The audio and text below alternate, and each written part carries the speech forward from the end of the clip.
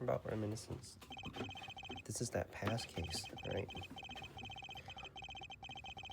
Kay Faraday, the young lady was of the second Yatagarasu. The piece of cloth that she conjured up has taken me back many years ago. 7 years earlier, so we're going into even more of a flashback. Is this the father's case? What the fuck is that? That's right, I did it. I killed the guy. Who's that? Is that my father? But no, it's the great figure the person that told me. I asked the defendant just exactly what are you trying to say. Don't you get it? Who's that? Who are these people? That looks like Detective Gumshoe, doesn't it? The Yatagarasu is the man standing over there at the prosecutor's bench. Are you saying that I'm Yatagarasu? Don't you dare deny it. You told me to kill him when he was not coming to the embassy. Are you telling me that Mr. Faraday is Yatagarasu? That's exactly. Well, I don't know if I've heard about enough of you. Your Honor, please listen to me. I'm telling the truth. You've got to believe me. I'm guessing he's dead.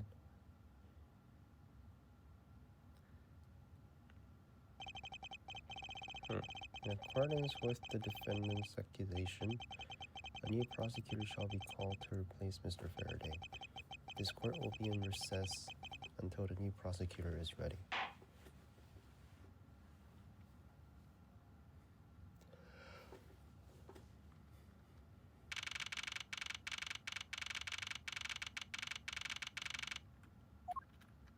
So that was Gumshoe, right? It's almost time for me to enter the courtroom. Also, it is that my first assignment as a prosecutor will be as a replacement prosecutor who's been accused by the defendant. Edgeworth. Von Karma. Don't bow your head to him. Have you read over all the documents regarding this trial? Yes, sir. I've memorized everything there is to know. Very good. The paperwork for the prosecutor substitution is just about complete. Edgeworth, always bear in mind that as your mentor, I, Manfred von Karma, will accept nothing short of perfection. I understand, sir. To have the chance to stand in court at such an early stage in my career, I'm honored and proud. As I have watched over your studies, I am giving you this very rare chance. Prove yourself. Privilege been pathetic lies into oblivion. Yes, sir. As such a legendary prosecutor will be watching and judging my performance. I have to be perfect in every way.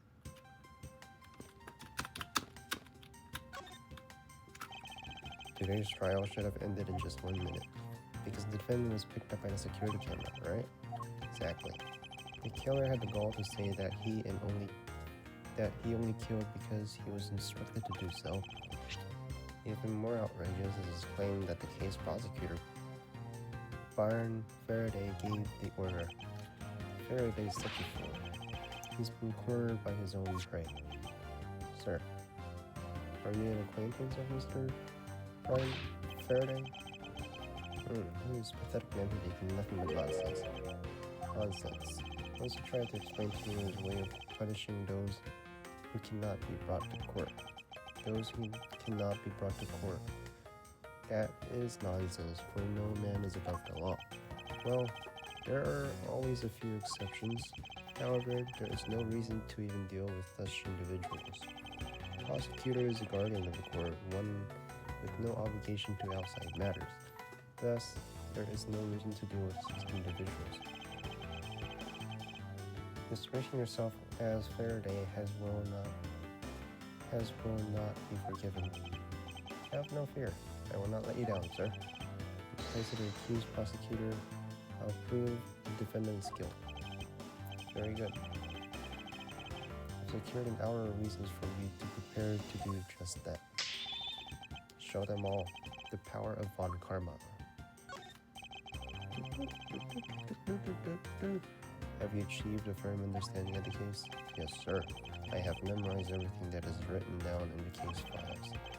Well then, explain the case to me. I want to see if you really know what you're talking about. Understood. Murder was committed on September 8th in front of the Kodopian Embassy. The fuck is that? The victim, Mr. Dave Mann, was a staff member at the embassy. The defendant, Mr. Mackler, that's not Gumshoe, was held for questioning at night at the incident as he was deemed suspicious. He was quickly placed under arrest for possession of the murder, weapon, a gun. Furthermore, at the time of the murder, the great thief Yatagarasu had successfully infiltrated the Kodopian embassy as well. At first, Rao claimed that he himself was the Yatagarasu, but that he did not kill Dave Mann. I wonder what he expected to gain from such a desperate lie. It's false without that he was to go down while in the spotlight if he is found guilty. There is truly no limit to people's insanity, but I digress. Continue, Edgeworth. Yes, sir. During the trial, the prosecution presented the security footage that captured the murder. The footage clearly showed that Mr. Rao as the murderer. The act of Mr. Rao firing the gun could clearly be seen from the visitors' gallery. Upon seeing that, the defendant retracted his statement and admitted to the murder. I did it because I was told to, by the real Yatagarasu Burn Faraday. Sounds about right. However, you've forgotten one thing. While this may appear to simply be the murder of a Kodopian embassy staff member, people are actually referring to it as the second KG8 incident. The second KG8 incident. If you have failed to study hard enough. It's information that only a select few are privy to. Could you please enlighten me, sir? Sir, what do you mean by the second KG8 incident? In order for me to cover that, you must first learn about the original case. Take a look at these documents.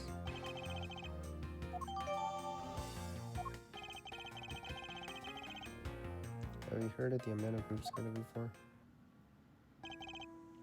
Yes, I have.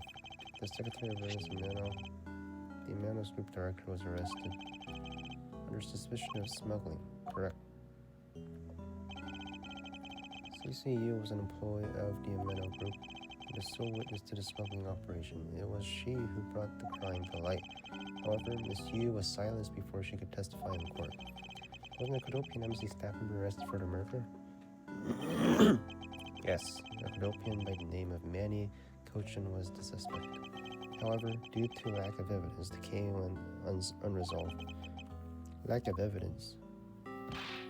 Ha. If only I was in charge of the case, I would have done everything in my power to prove his guilt. To make sure that all criminals are found guilty, my mentor really is dedicated. Faraday was the prosecutor on the case then, and he was as pathetic as ever. Mr. Faraday was in charge of the KG8 incident as well? That's right. And now, once again, the victim of your case you are currently assigned to was someone who's scheduled to testify against that smuggling organization. And just like last time, the victim was murdered right before he was to testify. You're catching on. The victim was murdered just before his day in court against the smuggling organization. Wait, let me read that again. Events are occurring almost exactly the same way as they did in the KG8 incident. Wait, let me read that again.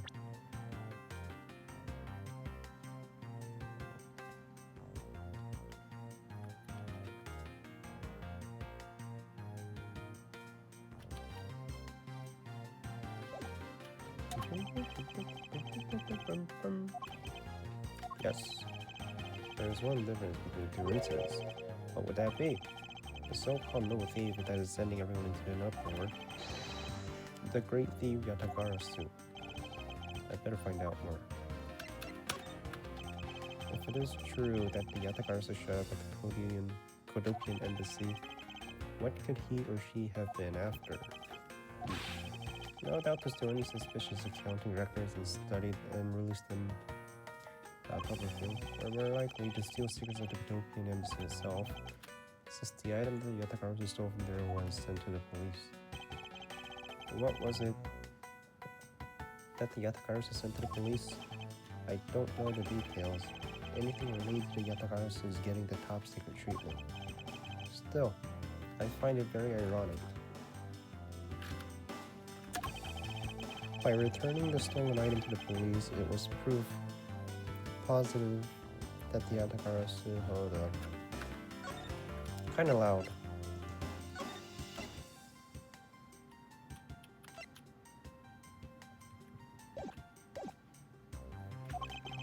Had infiltrated the embassy on the same day the staff member was killed. Criminals have a way of incriminating themselves. What did you say? That would have to be the first time the Yatagarasu has left evidence behind them. If you wish to learn more about the Yatagarasu, then I suggest you ask Faraday. Mr. Faraday. He happens to be the prosecutor in charge of the Yatagarasu case as well. He's the prosecutor in charge of both the KGA incident and the Yatagarasu case. Mr. Faraday really has a lot on his plate. Okay. What is it, little girl? You're scary, mister. I know. Did you need something? I wanted to trade these coins with you. A fistful of dimes, quarters, and pennies, but it looks like you have exactly $1. Is this what you want? That's exactly what I needed. That's it? Could that child be here to watch the trial? How disrespectful for a child to be running around in the courthouse. Does no one have respect for this country's judicial system anymore?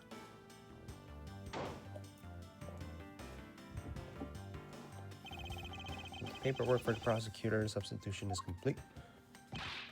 Why, do you even know how much time there is left before the trial resumes? I'm sorry. I can have you mopping off this courthouse instead of protecting it in an instant. Oh, it's no bother, sir. Not being completely prepared could prove to be a perfect handicap for me. A proud one you are.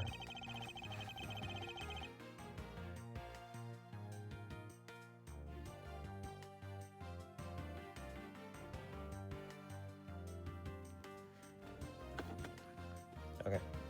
You had better collect the evidence from Faraday and prepare yourself. It's time for your debut, Edgeworth.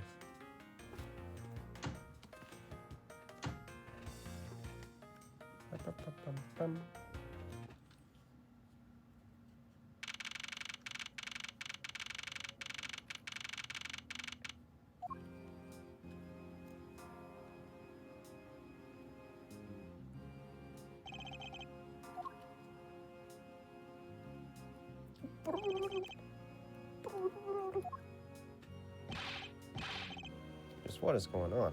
Why isn't Faraday here yet? How is it possible that the defense is not prepared yet either? Leaf, where's Mr. Faraday? I'm not sure. Wait, who's the defense?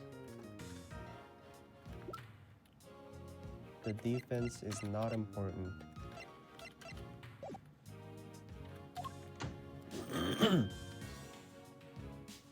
Where's the defense?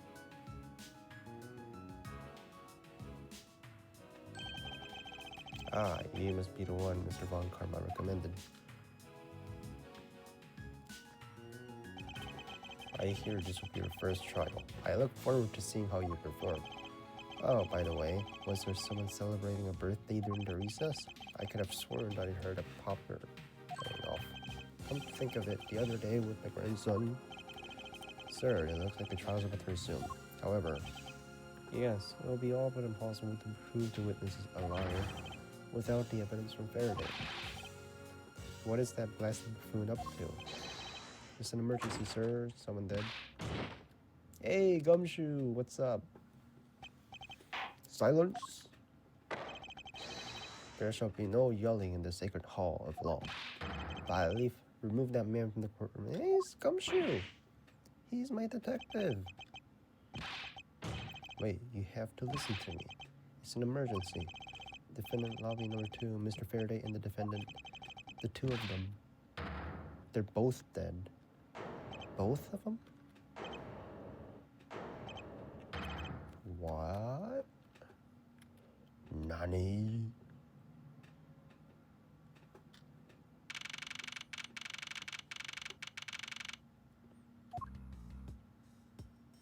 She's not dead. Oh, the defendant. Not the defense. Stay back.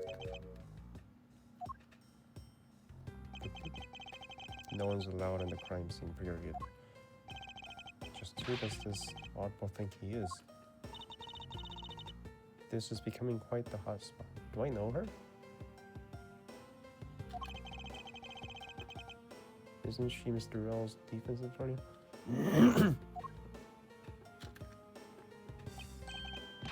Hey, you. No running in the hallway, pal. Who are you to tell me what to do? You're the one who came into the court, screaming and yelling. I'll never find out what's going on like this. It's time for some civil discourse. Can I get some drinks? Interesting. They're selling special for themed food products here. Many of them seem sort of troublesome and suspicious. Objection, I suppose. Ads. The incident took place in lobby number 2 next door. I shouldn't allow myself to be sidetracked like this. I better get a move on. Poster of the judge. There's a longer slogan, some sort, and tiny letters at the bottom. Every strike of my gravel brings the cold closer to me, and my hair further away. Is this a promotion poster? Or a hair growth product? This dude. What do you mean closer to the truth? That's my job. Fire extinguisher. If he were hit in the head with this, I suppose the victim would lose a memory or two. But it's not as though I'd ever be so foolish as to be struck by one of these. Oh, I don't know, man. I don't know. You were hit by a toy sword and you were knocked out. Ants. Sofa looks like it's seen its fair share of use, and it looks like another part of the courthouse is visible from the window. My eyes have locked in with the reflection's eyes and barred window. As a student of armed karma, I refuse to back down. I won. This kid.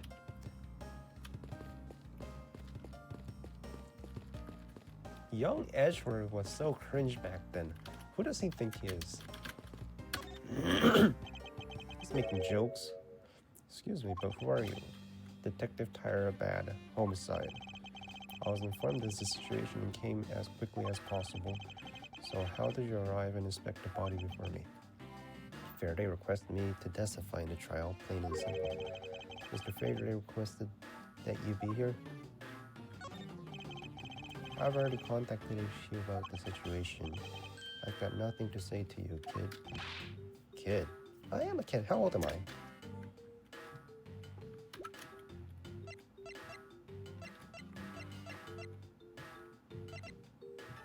Okay, how old is Von Karma? He's 60, right?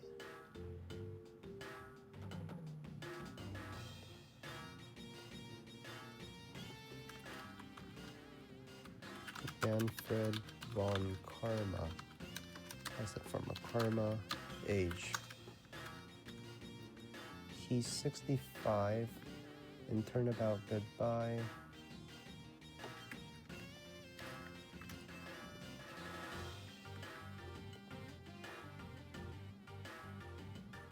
And Miles Edgeworth is 15. No, it was designed to be 36, but okay, just tell me his age. He's 26 in he's 24 in Phoenix Wright Ace Attorney. So 5 years apart. I'm 19.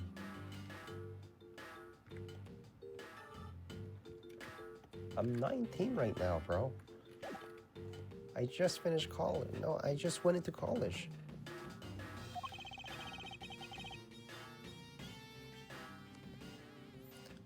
I didn't even graduate. I just graduated high school And I'm doing this shit. I'm 19. I'm a kid. Mr. Faraday substitute in today's trial. Therefore, I insist that you update me on the situation. Can't back down here. I have a right to know. Do I need to teach you a thing or two about how to talk to adults, kid? Is he threatening me? Is he going for his gun? Nice hair. Just a mirror. How dare he trick me like that? Faraday was stabbed to death with some kind of blade, and he had a gun in his hand. The other man, Mr. Mackerel, was shot and killed. He was found holding a bloody knife in his hand. Was there anyone else who went into the defendant lobby number 2? Yeah, that big mug over there. His name is Gumshoe. He was in charge of guarding the place. He's claiming that no one else entered the room. If that's the case, then they must have killed each other, correct? Maybe. Impudence. This guy's really testing my patience. Why was I not informed that you were going to testify in court? Homicide aren't my only gig. The Yatakarzu case is also on my assignments. So you were called upon to comment on the Yatakarzu's characteristics in order to assess if Mr. Faraday really was the Yatakarzu or not. Well, looks like you just might have a brain after all in the head of yours, son. Son, I'm not your son, Pops.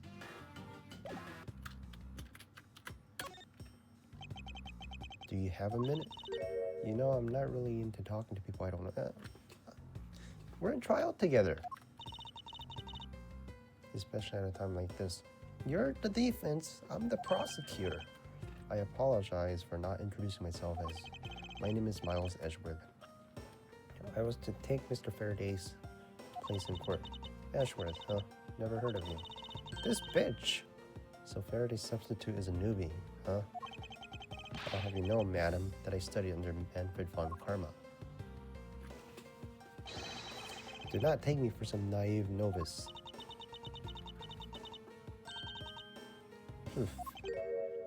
This bitch. Do not take me for some naive novice. This bitch. She's laughing at me. So you're a student of von Karma. I should have. Those clothes are a dead giveaway. Stop right there. These are the garments of one who gallantly presents the facts. Let's be honest. He's kind of cringe right now, right? Thanks for the great laugh, but try not to make me laugh so much, okay? I was trying to do anything of sort. Aha, just kidding. I was just goofing around. By the way, do you know who I am? My name is Callisto Yu. And if you're telling the truth, then we are about to go head-to-head in court. But of course, I have heard much about you, Miss Yu. But of course, I have heard much about you. You're a regular Shakespeare.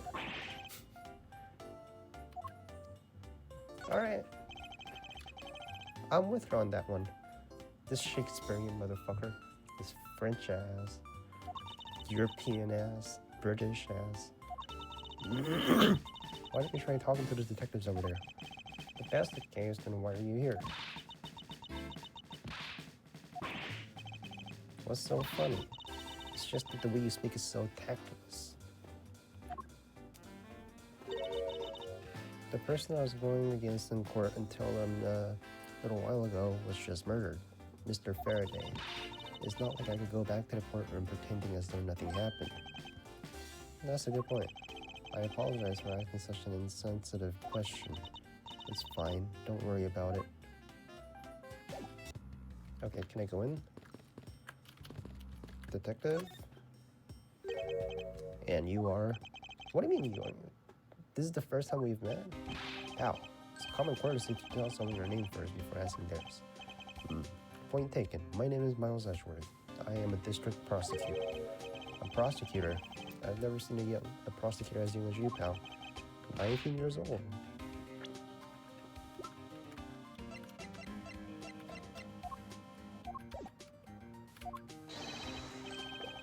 Detective Gumshoe, and just recently I achieved my dream of becoming a detective. More than a dream is what I was born to do. He was. Maybe I should check and make sure I'm not really in some crazy dream first. This detective is entirely too excited to be at a murder scene. So Detective Gumshoe, would you mind telling me what you know about the incident? You know that I don't have to tell you anything, right? I know that, but it would behoove you to fill me in on what you know. Wow, you're a proud one for such a youngster, aren't you? Well, anyway, Detective Bad is the one in charge. So you're just gonna have to ask him for all the details, okay? As for me, I was guarding the door to the defendant lobby too. So you were in guard detail. Did you notice anything strange while you were on duty? Well, I freaked out when I heard gunshot. And then I kind of froze. You're a detective and immediately gunshot scares you that much. Then again, I can hardly claim to not know what it's like to hear one at a close range. Then Detective Bad came running to the scene. We went into lobby number 2 together and both men were lying dead. Is that everything? Yeah, that's it. I was in the hallway the whole time, but I didn't hear a single peep of a struggle. Interesting. Or other than the gunshot, he didn't hear a single sound of commotion. Yeah, the popper, right? Yeah, the judge was saying something about a popper and that it was someone's birthday, right? So that's when it happened, right? Miss Yu, there's someone here who wishes to see you. Who is it? A Kodopian Embassy staff member by the name of Manny Cochin. Manny Cochin. What's going on? Detective Bad and Miss Yu's moves just changed all of a sudden. Wait a second, wasn't Manny Cochin found not guilty? I'll be right there. Nice to see you again. He has the face of someone who's gonna die later on. Why are you here? I have no desire to ever see you again. Now. Actually, would you mind stepping outside for a brief chat? Fine. Vaughn Carmel.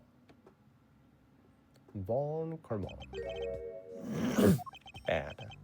Vaughn Karma. It's been a long time. I knew you would show up. You usually do when the Yatagaris is involved, and I see this case as no exception. Do you know Detective Bad, sir? Yes. He's like an old bloodhound that never leaves the scene of a crime. If only he would get a promotion and move on. It's the crime scene where a detective is most useful and effective. It's not like I don't know that. Moving on though, Bad. The man that I just passed by, was he not the suspect from the KG8 incident? So I was right. Just what is that man doing wandering around here? That Faraday. I can't believe he let such an easy catch get away. Imbecile. I would have proved it in 3 minutes. Vaughn Karma. I think you've said enough now. It's in poor taste to speak like that about the departed. Very well. Back on topic, I'm placing Edgeworth in charge of the investigation here. Objection! Hey! Papa, how could you place him in charge? Francisca, what are you doing here? I'm here for a summer vacation. You're on vacation. Go back home. Kid? Francisca von Karma. So she is here on vacation from Germany. She's the daughter of Manfred von Karma and a student of his who's also junior to me. You're the one who's junior to me, and don't you forget, you're not conveniently avoiding the bar examination, are you? Huh. If you're right with the past, then I'd have absolutely no trouble at all. I'll never allow myself to lose to you. Never. Why does she always have to be this competitive? Anyway, Papa, are you really assigning Miles Edgeworth to cover the case? I am. Why do you ask? Well, you know, I'm close to becoming a prosecutor myself. I'm 100% confident that I can do a better job than him. That's just like Francisca. She has no problem bad-mouthing someone right in front of him. Bad. Yeah. These two will be conducting the investigation. What? You want me to let both of these kids loose in the crime scene? She's so fucking tiny. She's like a kid. Look at that height. She's a fucking kid. I could lift her up like this.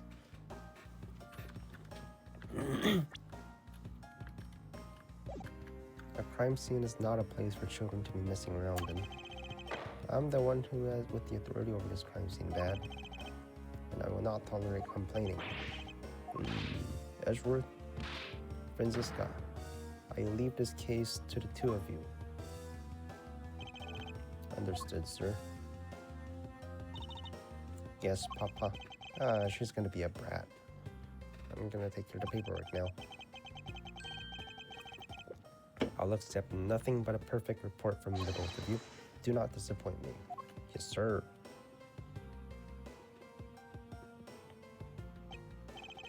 Hold up, Karma. I still haven't agreed to this. Well, my rules now. What? Miles Edgeworth. It's been quite some time, Franziska. This will be the perfect chance for us to see which of us is truly worthy of it. You can take it. Take it. It's yours. Would it kill you to at least say hello? I don't want the Von Karma name. You take it. Very good. Just because you became the prosecutor first doesn't mean you can act all proud. She hasn't changed a bit. Miles Edgeworth. As I was saying, we shall see which one of us is worthy. You take it! I don't want it! Why would I want that name? I've been reduced to a babysitter. Sup, Daddy, I guess. Looks like Mr. Von Karma was successful in convincing the detective. That's just like him. He never fails. Now, I'd appreciate it if you could quickly run me through the facts. You're better off checking things out on your own. Alright? Very well. Will do. He doesn't want to answer questions? How the fuck did they die like that? Why the fuck is there blood in a bag? Is the only real explanation that they killed each other simultaneously? The window's open. Mr. Miles Edgeworth. Miles Edgeworth, you should listen to someone until they're finished talking. What are you talking about? I'll only say it one more time. This is a competition to see who... You take it! You said it 3 times. I don't want it! Competition? The person that figures out the truth first wins. So the person who doesn't discover the truth is a dishonor to the name. Okay. Exactly. I don't care that you become a prosecutor before me. I simply refuse to hear any more foolish things come out of your foolish mouth. Whatever makes you happy. Can I take that as you accept my challenge? I'm not accepting your challenge. Once again, whatever makes you happy. Well then, let's begin the investigation, shall we? I'm going to find the perfect evidence and prudently present it like the professional I am. Competing to discover the truth behind a crime. How delightfully childish. Kids, hold it. Serves you right. He just called you a kid. And you too. How old is this kid? I said kids, kid. She's 13. She's an actual kid. I said kids. How dare you call me a kid as well? I'll do what I please, and I won't allow... She's 13. What is a 13-year-old doing here? Big guy. Going to watch over these two. At least I graduated. Graduated high school. You better not get in the way, you scruffy. You'll feel the bite of my whip if you do. Eek. Prosecutor. I thought she was 1 year younger. She's 13. I'm 19. Edgeworth is 19. Let's get your investigation started. Great. Now even that detective is treating like a child. Alright, how old is Gumshoe right now? He's 26. My name is Miles Edgeworth, and if you were to call me Prosecutor Boy one more time, it will be my duty as a prosecutor to look into your monthly salary. Come on, man. And what would you do with my salary after you saw how much it was? That's up to you now, isn't it? Really? Sounds good, pal. He's so naive.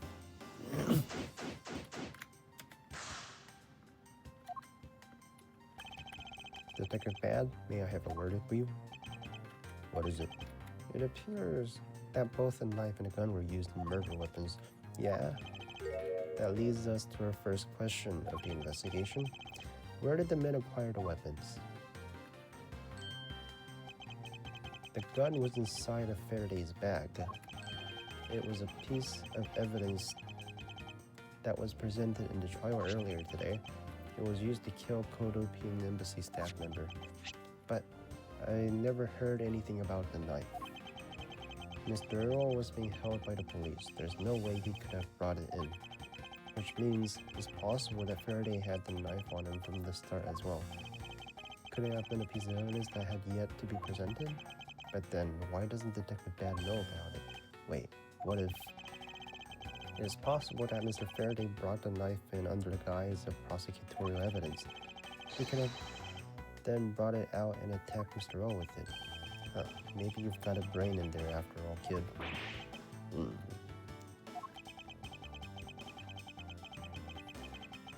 It looks like Mr. Faraday attacked Mr. Earl first, who had then counterattacked. That's the only logical conclusion you can draw from a scene like this.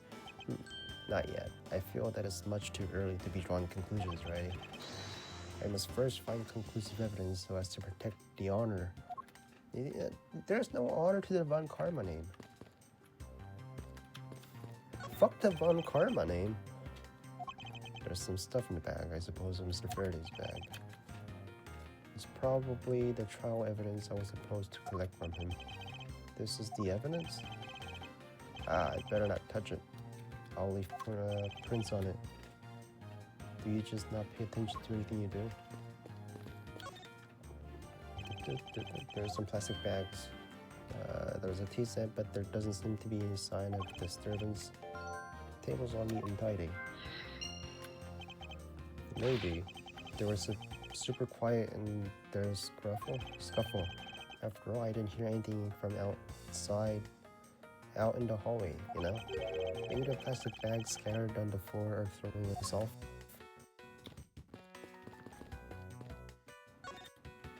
Detective Bat, any thoughts on the case?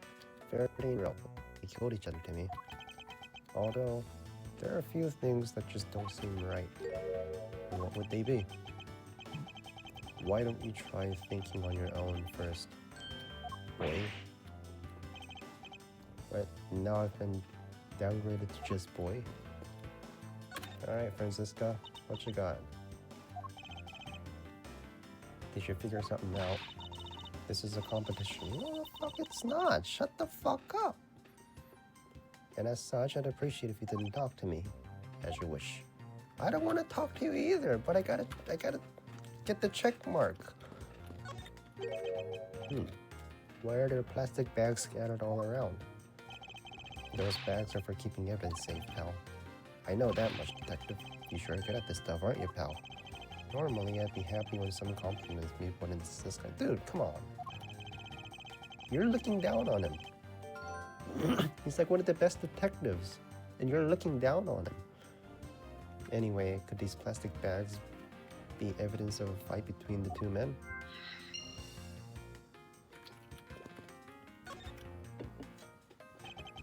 It looks like Mr. Faraday fell on top of Mr. Earl.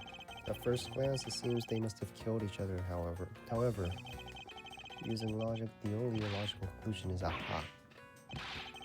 What was the outburst for? My detective's instincts just hit me real hard. It was Mr. Earl that fell first. You don't need a detective's instinct for that. It's common sense. But I suppose we won't know much more than that until after examining the bodies. Can we get an autopsy report first? I won't rest until I've checked in every... something. Let's yeah, we've read that. What's he holding? His hand is all black down there. See? I wonder what it could be. If you look closely, the blotching pattern resembles an ink stain. Ink stain, yes. I usually get an ink on my hand when I use my feather pen. Why would you use a feather pen? I have never seen one before. Sure you aren't just making it up, pal? Knife. Looks like I just missed a whole bunch. There's some blood on it.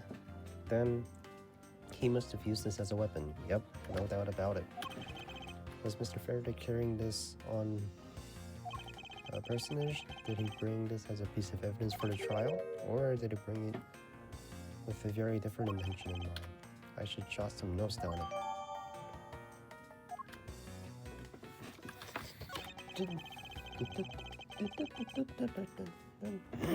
First, he killed a Kodopian embassy staff member.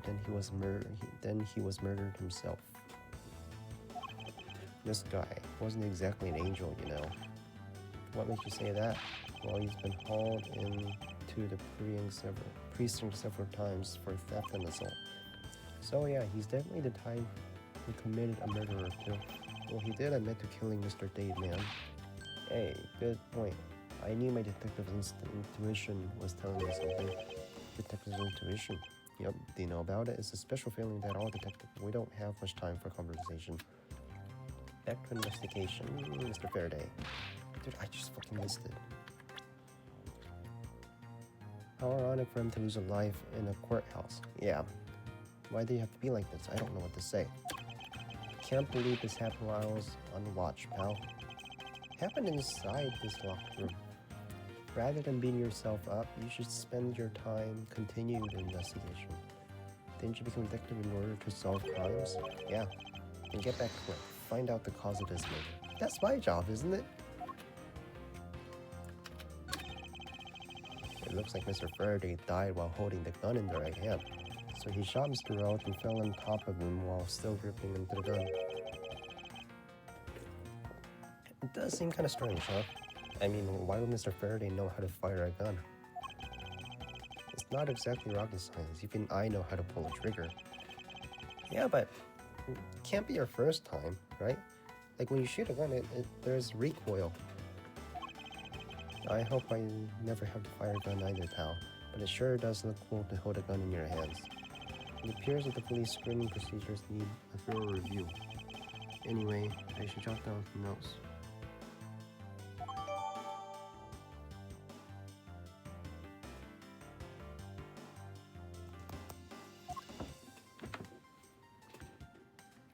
Anything else? Mr. O's cause of death was from being shot, correct? That's what we think, but it's hard to tell with him lying face down. Death is bad enough, but it's truly lamentable that someone would try to hide the truth.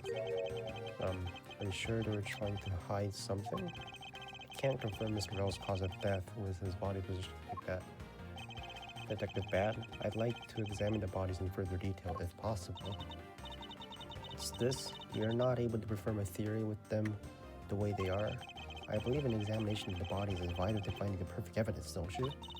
I suppose you do have a point. Well, hurry and get on with it. Labby? Labby. Yes, sir. We've taken enough photos and scenes, sir. And there you have it.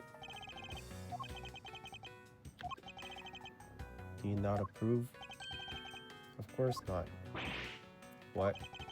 Investigation of a crime scene is the work of a detective, so don't touch a thing. Hey, big fella, turn over the bodies for me, will you? Okay. Please forgive me, Mr.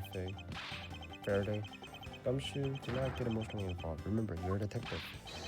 Yes, sir. Understood, sir. Alright, now we can see.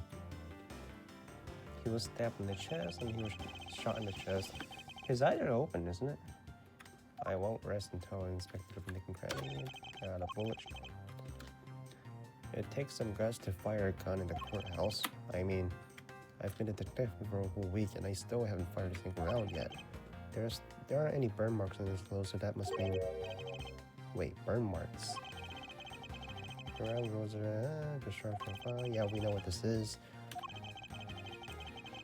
It's the black mark, fire mark. Found in Faraday's hand, bullet that killed Ray was fired from a few yards away.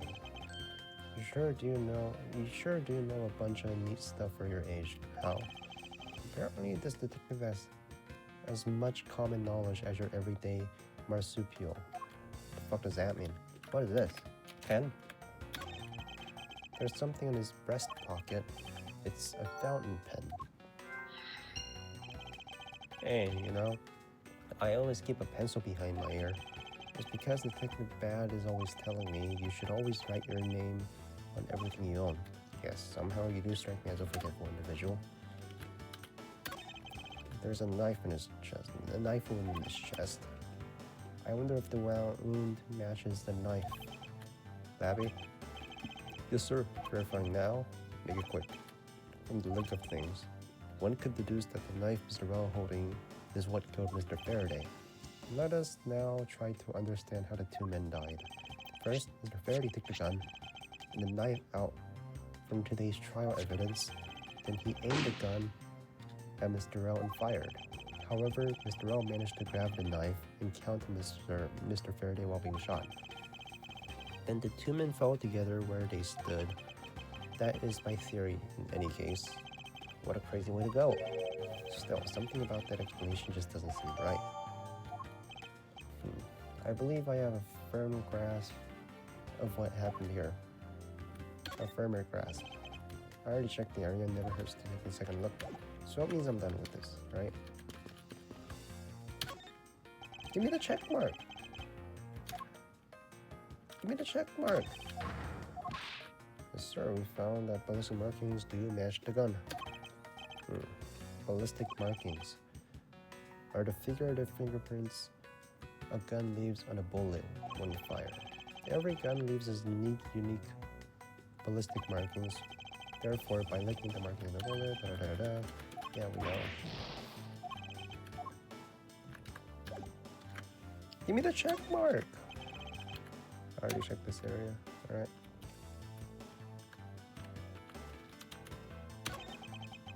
It looks like Mr. Faraday was stabbed with his knife that Mr. Bell was holding. Ouch. What's wrong? My stomach starts to hurt just from thinking about being stabbed. Just keep your mind on the case, alright? Got it. Window. The wind is open. There's a fresh, flowery scent in the air. Febreze. The flowers in the garden are so gross and ghastly. Do you think maybe you could try offering something useful for a change? Well, at least there's no way someone escaped through this window, pal. They wouldn't wake up and smell flowers after a fall from the third floor. Are you willfully ignoring the fact that there was also iron bars in the window? Okay, what about the other window? There's two more. There's one more. Yeah, I guess there's that too. Either way, no one could get through these windows, right? They thought of everything when they were designing the courthouse. Very nice.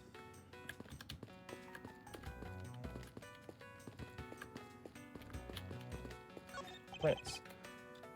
Foliage is quite nice. Actually soothing to be around.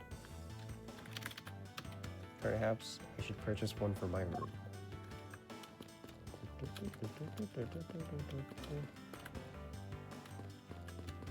TV. Thick-ass television. Whoa, what is it, Detective Gumshoe? The TV at home is so tiny compared to this one. Then perhaps you should purchase a more normal-sized television like this one. Oh, let me see here. Wow, this thing is huge. What you doing, bro? You're way too noisy. You're the one noisy. You're the noisy one, Scruffy. Don't touch it. You'll get your fingerprints all over it. But I didn't touch it. He didn't touch it.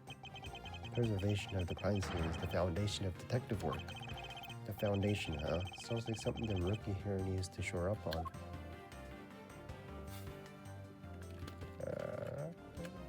Television. The TV has been left on. Why do you think I'm like that? It wasn't me. I didn't touch anything. Gumshoe, you do know what will happen to you if you touch something again, right? I won't touch anything. I won't even go anywhere near the TV, sir. And you, get back to your investigation. I was planning to do so anyway. Logic?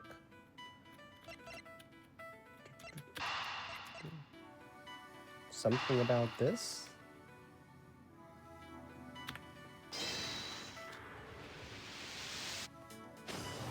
Yay.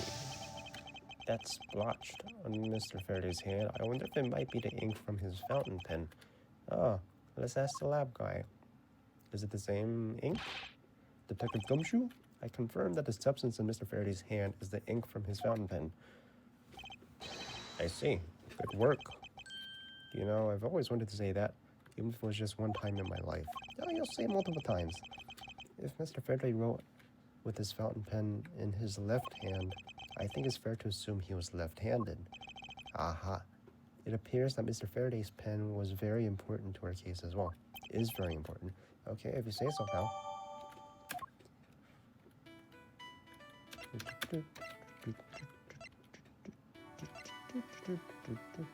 Plastic bags strewn about.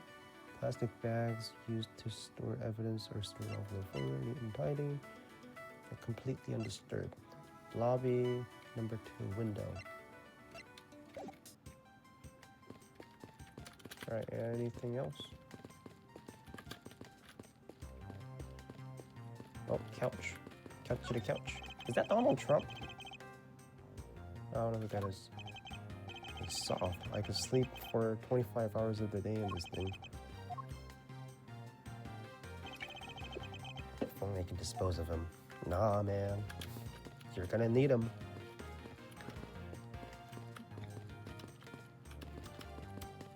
Anything over here? Is it just logic that's left?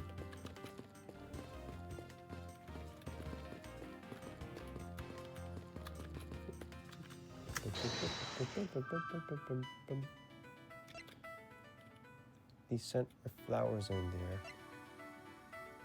Tea set and plastic bags on top of the table are completely undisturbed.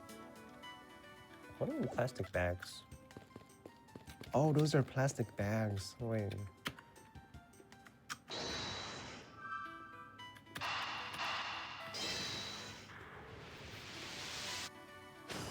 Those are plastic bags.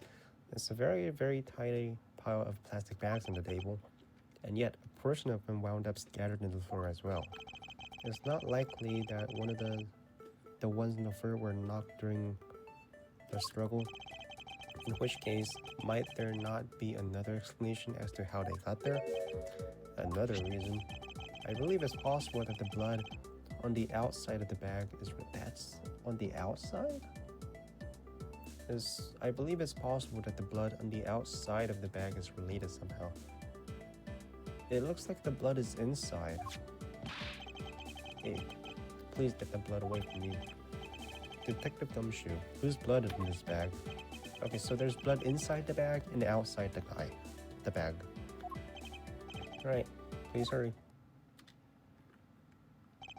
Wait till you get a load of this, pal. It's Mr. Faraday's. Why is his blood in the bag? Oh, and the technician said they didn't find anything else on or in the bag either.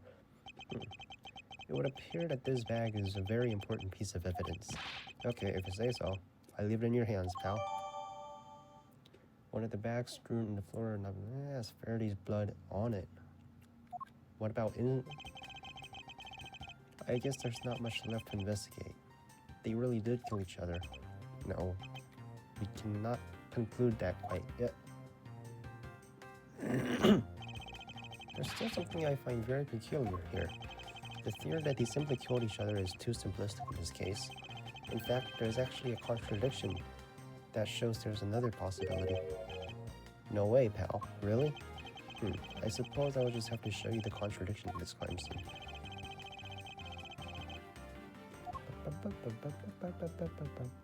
His eyes are open.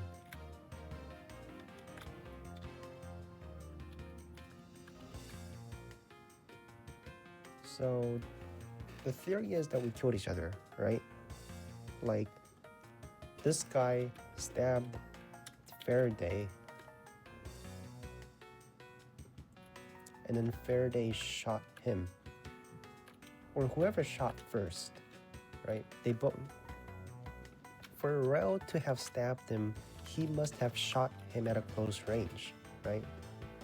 So it's the gunshot.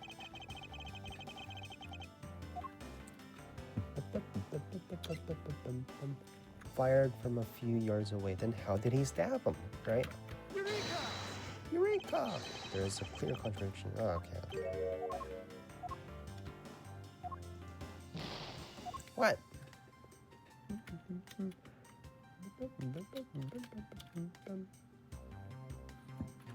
What's the contradiction? Fountain pen. Wait. Is it the right hand? By the left-handed Faraday. Why is the gun in his right hand, right? It's deduce. Somehow related to any of the evidence I hold. The fountain pen. Wait. Anything? Wait, I gotta change the controls.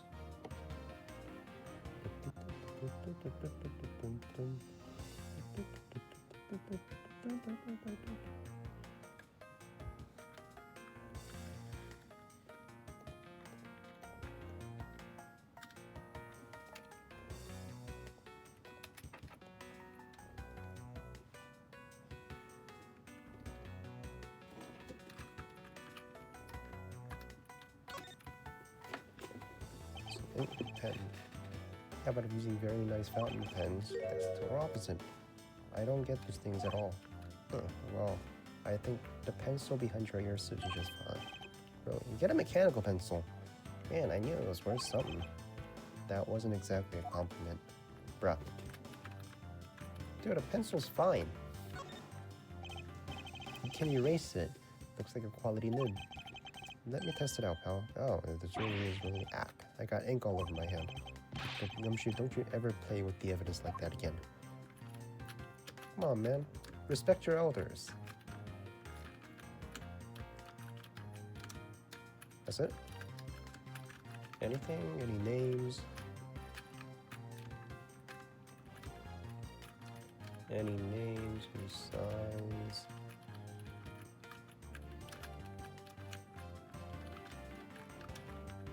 Any signatures? Find a name on it? Oh. Let's deduce that.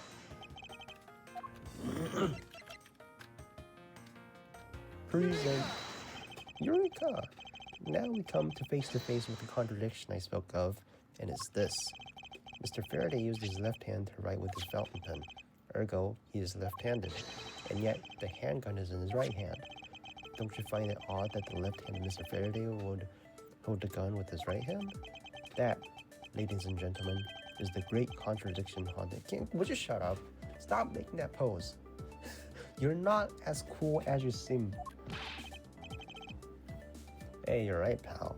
That does seem kind of strange. But how could something like this have happened? Maybe you switched? The facts add up to one conclusion and one alone. Someone else put the gun in Mr. Faraday's hand after he died. Someone else. Plastic bags are scattered on the floor and the gun in the wrong hand. I sense the presence of a shadowy figure behind his case. A person of violent intent who is serious about keeping the truth from us. We're done.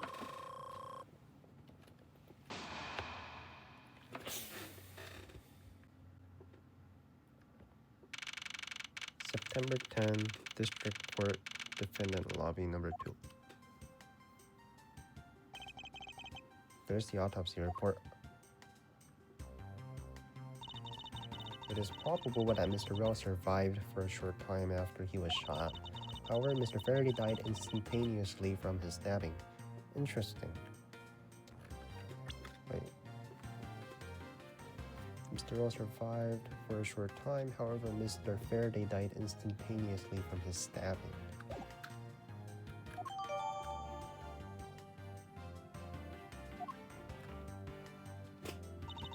It looks like we now know everything we need to know about this case. Are you sure we know everything? Of course. The incident began with Mr. Faraday attempting to get his revenge. The prosecutor went into rage from being accused and he tried to kill the defendant. But the defendant fought back and they ended up killing each other. It's all very clear and simple. There is absolutely no margin for doubt. Do you really believe that to be the truth? Ha! Are you saying that just because I figured out the truth before you, that you don't want to believe it's true? It's alright. If you disagree with my argument, then prove me wrong. Well, if there is any contradictions to be found, that is, don't worry, I will. Testimony. Argument. Mr. Faraday's death was instantaneous while Mr. Rell survived. Okay, just skip. Mr. Faraday's death was instantaneous, therefore he must have attacked first. Proving the logic to be falsified is the fastest way to show her she is wrong.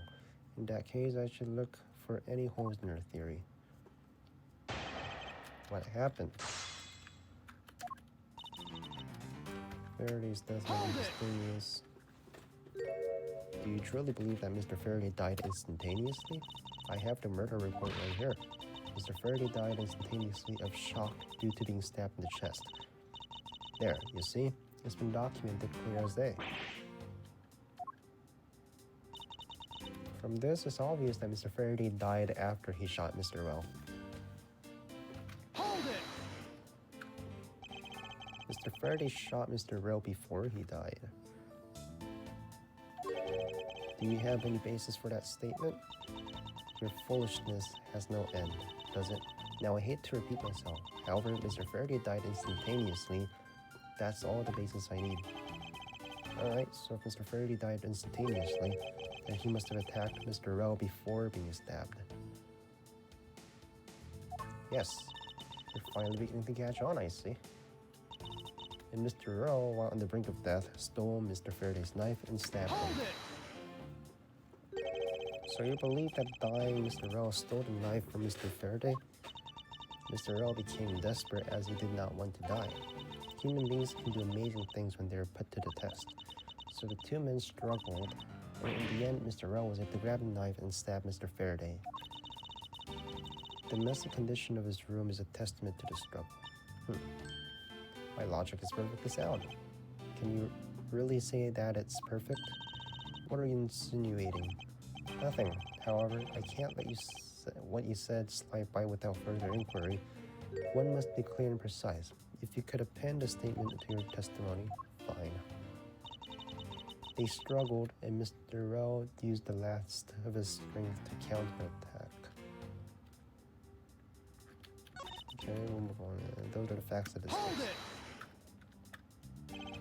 Claiming speculations as fact already, don't you feel that evidence is a bit lacking? You'll find all the evidence you need just by looking around this room. Mr. Faraday collapsed on top of Mr. Rell.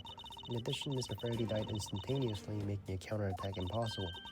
Furthermore, the room is a total mess from their fight. I dare to say that there's more evidence here than you could whip at a whip. It looks like she's becoming more and more confident, and looking at this way, she might have a right to be. After all, everything here seems to support her theory. It looks like you're starting to see my point. I've as good as won our little competition.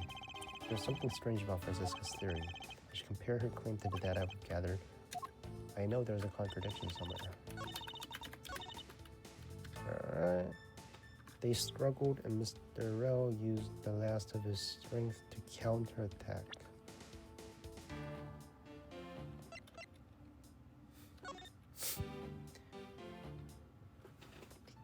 Approximately 4 p.m. Discover Mr. Faraday died of a knife stab to the chest. The shock from stabbing caused instantaneous death. Rell died of a bullet wound to the chest. There's no gunpowder burn on his clothes, suggesting he was shot from a few yards away. He was alive for a little while after being shot, so Rell died first. Interesting. Ba-ba-da. Bum, bum, bum. Like, what is this? I'm still not sure what this is, but there are no other clues to be found. Which begs the question, I do need to put this bag inside another bag in order to preserve it as evidence. Is the blood on the inside or outside?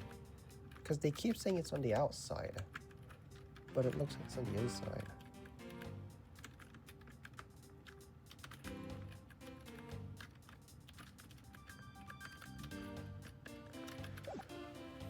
What does this mean?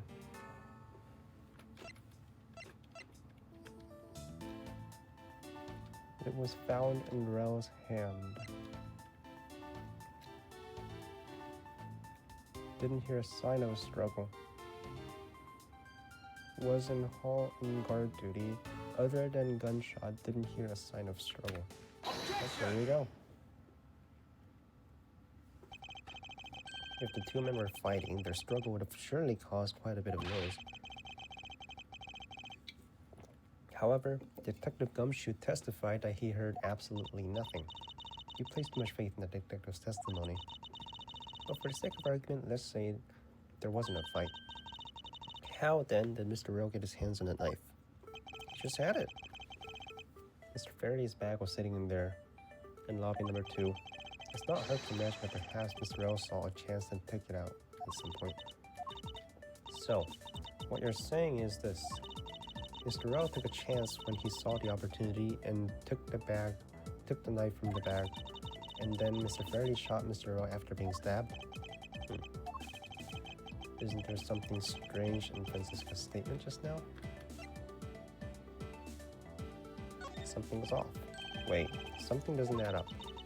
Really, it's simply not possible for Mr. Faraday to have shot Mr. Rell after being stabbed.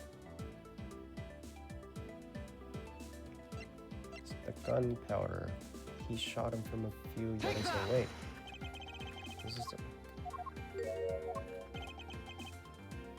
Objection! What's wrong with it? I guess it's simply not possible for Mr. Faraday to have shot after being stabbed.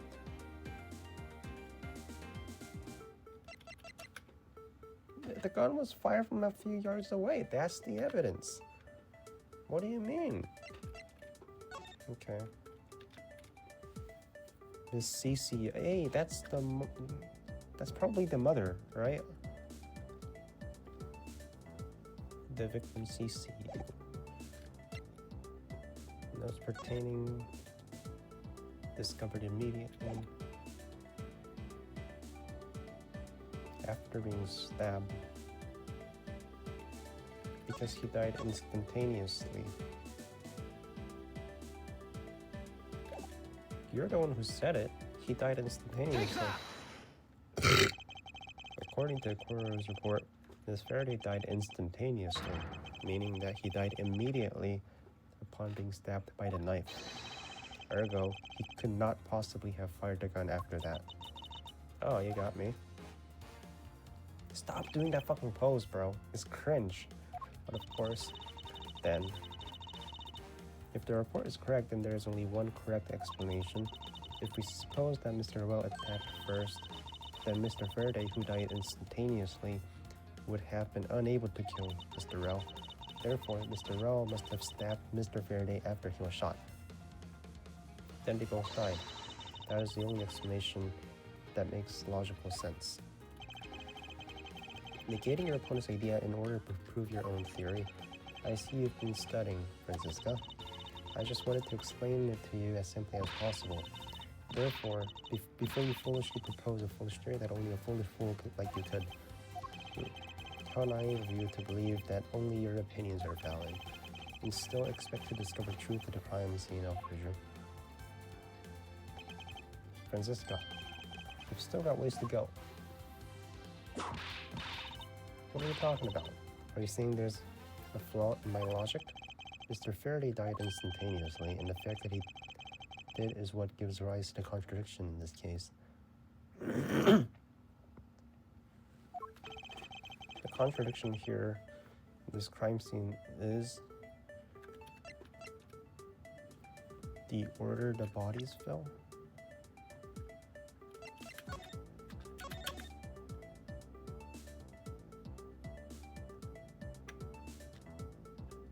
Yeah, that's kind of suspicious.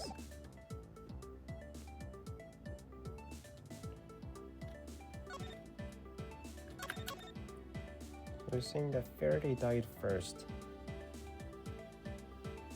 He got stabbed. No, he shot Mr. Rell, and then Rell stabbed him.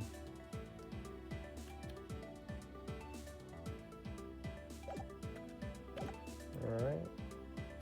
Order of events, the order of the body. Let's go with that. Let me get this straight. What you are arguing is this. Mr. Faraday took the gun from his evidence bag and shot Mr. Rell. Yes. Then the wounded Mr. Rell found an opportunity to take the knife and strike back. Upon being stabbed, Mr. Faraday died on the spot, and Mr. Rell died thereafter. If that's the case, then how do you explain this? Take a good look at the order in which their bodies are piled. No. Mr. Faraday's body is lying on top of Mr. Rell's. Therefore, Mr. Rell must have died before Mr. Faraday. Impossible.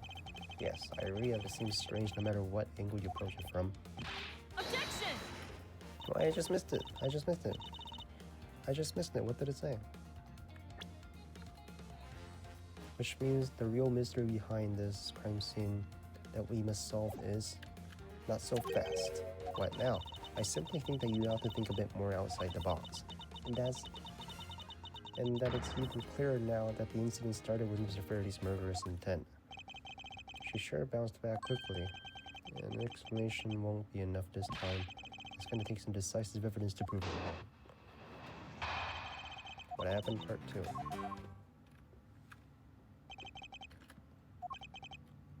Find a hole in our logic once I do, I'm busy with the evidence. Okay, so we're trying to press her. We're going to press every sentence again. It was just chance that Mr. Faraday's body fell on top of Mr. Rell's. Hold it! Hold it! Objection! About that. Objection! Pressing someone's testimony in order to gain some time. Basically, kinda. You're a real one-trick pony, aren't you? It's too bad your trick only works on fools. That wasn't my intent. I simply wish for more details on how Mr. Faraday ended up on top of Mr. Rell's. Someone's impatient. I was just about to explain things to you. Do you think you could hold on for a minute? She just whipped me. I'll make you a deal. I'll hold on if you hold on to that whip of yours. Oh, I'll hold on to it, alright, as I whip you. Well, now that you've quieted down a bit, I'd like to continue if you don't mind. Go on. The two bodies fell into a pile. Hold it! The two fell on top of each other? Don't you find that to be a bit strange? Not at all. I can see it in her eyes. She's dead set against me from the bottom of her heart. Miles Edgeworth, once I'm done here, you'll see that there's nothing strange at all. Now then, the two men fell into a pile, which indicates that they attacked each other at the same time. What do you mean they attacked each other at the same time? I assume Mr. Faraday had two different weapons in his hands. He made to attack Mr. Rell while holding both the knife and the revolver. And then after Mr. Faraday attacked the gun, fired the gun, Mr. Rell grabbed the knife as it was falling and stabbed Mr. Faraday. What the fuck? This is how Mr. Rell wound up on the bottom with Mr. Faraday at the top. At close range, that is more than possible. Yes, it's possible, but well, if you have any other ideas, then show me what you've got. Oh, I will. And to that extent, I'd like you to append what you just said to your testimony. I don't see any point to that, but as you please. The fact indicates that they attacked each other at the same time from close range. There we go. From a few yards away. Objection! Gotcha, bitch. You're too young for this. Go back to school. So you believe they killed each other at a close range. Sorry, but that's not possible. Just as it is written in the crime scene notes. The firing of the handgun did not leave a gunpowder burn on Mr. O's clothes. Therefore, Mr. O and the gun must have been separated by a distance of at least 2 or 3 yards. Ah. Yes, this is by far the biggest contradiction. The two bodies are piled up on each other, yet the gun was fired from a distance. And with there being no chance that Mr. Rowe moved that far after being shot, that leaves only one possible explanation. What a completely foolish line of foolish thought from a thoroughly foolish fool. If I'm not right, then who was it that made the first move with the intent to kill? Huh? Who? The person that attacked first with the murderous intent would be...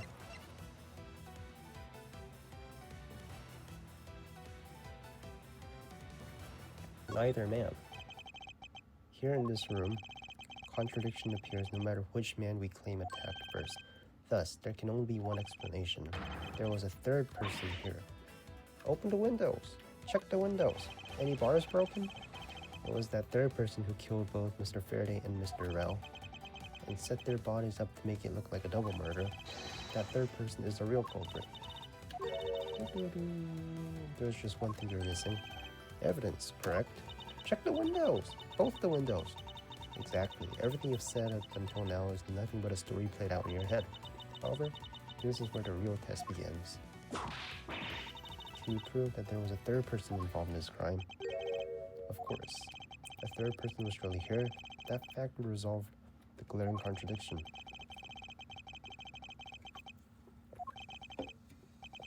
I'll present it and lead bare to the final piece of the puzzle that's not yet in place.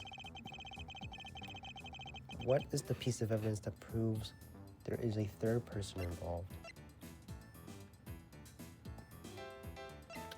Well, like every one of these evidence? The bag has Faraday's blood on it. Fountain pen used by left-handed Faye. It looks like it has a quality nib.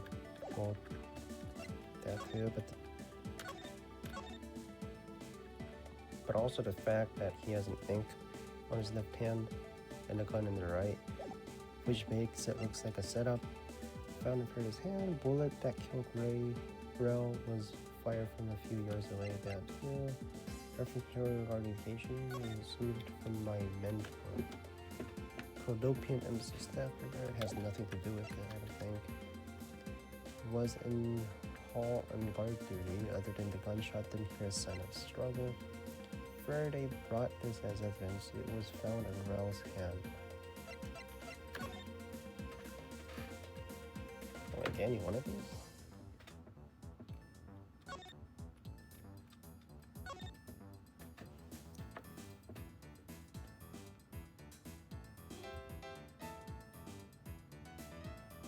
Alright, what is it? The fact that they didn't hear a sign of struggle?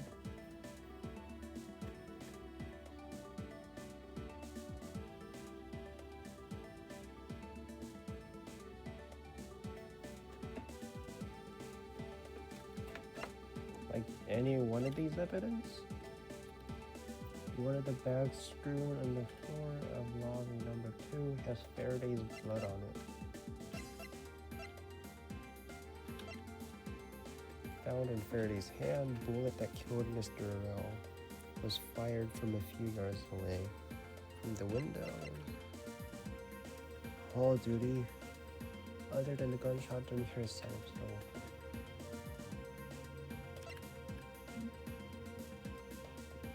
It was found in Rell's hand. I can see that. Mr. Rell probably did kill Mr. Faraday, but I don't think it was him who shot, right?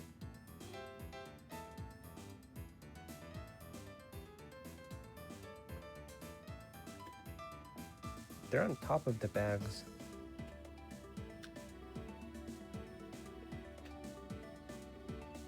Why is there blood in the bag?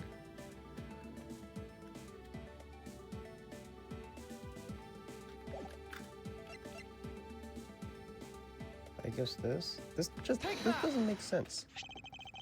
The gun in Mr. Faraday's hand and a plastic bag with his blood on it. These two items point to the presence of a third person. How so?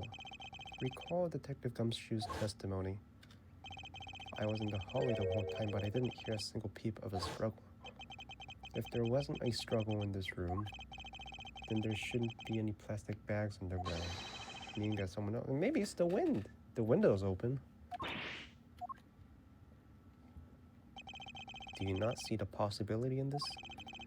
Disregarding the gun for a moment, there's a high probability of blood splatter when a knife is used on a person.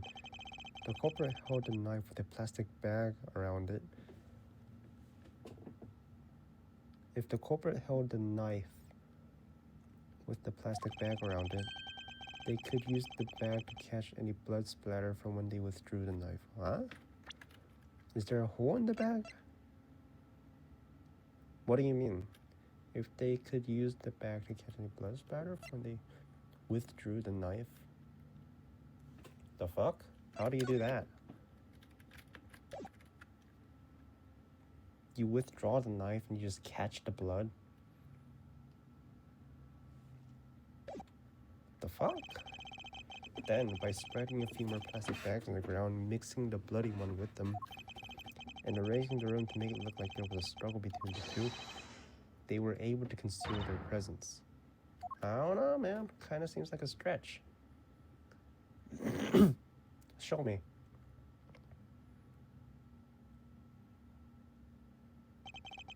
Looks like we've still got a long way to go in this investigation.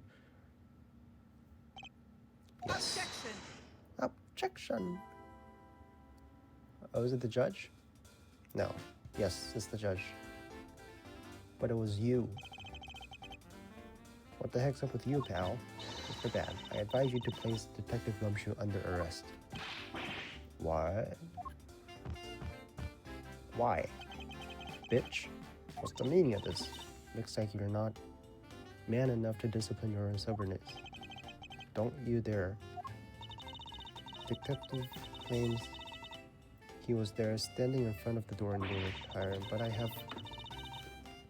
have it on good authority that it was all a giant lie. What? It's you.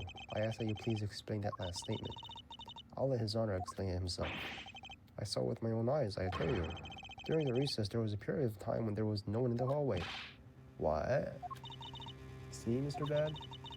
So I ask you, why would a detective who was supposedly doing his job the whole time want to fabricate such a lie? Gumshoe, did you kill Faraday? No, of course not, sir. It would appear that the one who set this whole crime scene up is that detective, which basically renders his testimony a complete lie and wholly invalid. It looks like your perfect logic just has come to tumbling down.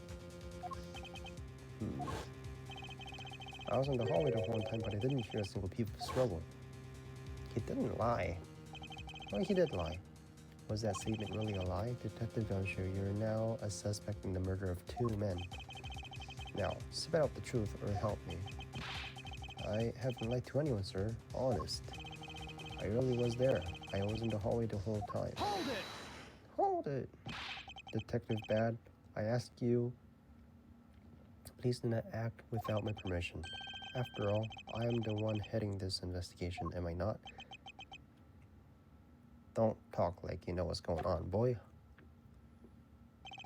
All I want is for the investigation to run perfectly. Perfection is the only wish of a disciple of Von Karma, after all. Therefore, before you take Detective Gumshoe into custody, I'd like to set the record straight on something. What's that? What should I ask Detective Gumshoe about? Why he wasn't in the hallway. State of the hallway? Detective Gumshoe, why were you missing from the hallway for a span of time? Look, pal. Like I said, I was there the whole time. But there is testimony against you. The only reason he was absent committing the crime. Otherwise, a fool. Gert. State of the hallway. Detective Gumshoe, I take it that no one else was in the hallway at any time, correct? Huh? Of course not, pal. You're being awfully defensive. Might you be hiding something from me? Watch your mouth, pal. You can't go around saying stuff like that about me without any evidence. Spoiler, I have no evidence at this point. You're a disgrace. Alright. Motive for the murders. I suppose the one thing I'd like clarified is Detective Gumshoe's motive for committing this crime. Motive, huh? Gumshoe, you got a grudge against Faraday or anything? No, sir. Not me. Not a single bad thing against Mr. Faraday. Is that a fact? Objection! You only have a problem with lying, don't you, Detective Gumshoe? I'm telling you, I am not lying. The more unnatural you act, the more suspicious you become, you know. If you want a motive, I have one for you right here. Could you please share it with us? However, be forewarned that I won't hesitate to object to flights of fancy, because all I'm interested in is perfect explanation. You're serious, aren't you? Fine. You amuse me. I'll humor you with a little courtroom practice. Gumshoe's motive? It was about a week ago. I saw a detective get shoot out by Olivia Faraday in front of the precinct. He stood up super pale as Mr. Faraday yelled, "That's a salary cut for you, nitwit." I say that all the time. A brand new detective suddenly getting a salary cut, that's reason enough for a grudge. Well, how's that for a perfect explanation? You totally misunderstood me, pal. No matter how mad I get, I can never hold a grudge. Quiet. We can't trust anything you say. Sir, there's nothing wrong with this motive she proposed, per se. But there are some gaps in her logic that needs to be filled in. Mr. Yu's perfect explanation may not be so perfect after all. Gumshoe's motive. It was about a week ago. I saw a detective get shoot out by Olivia Faraday. Hey. Hold it! No way. I only met him in person today. Then how did you know about the Detective Gumshoe? Seen him around before. I saw I get chewed out by Olivia. Hold it!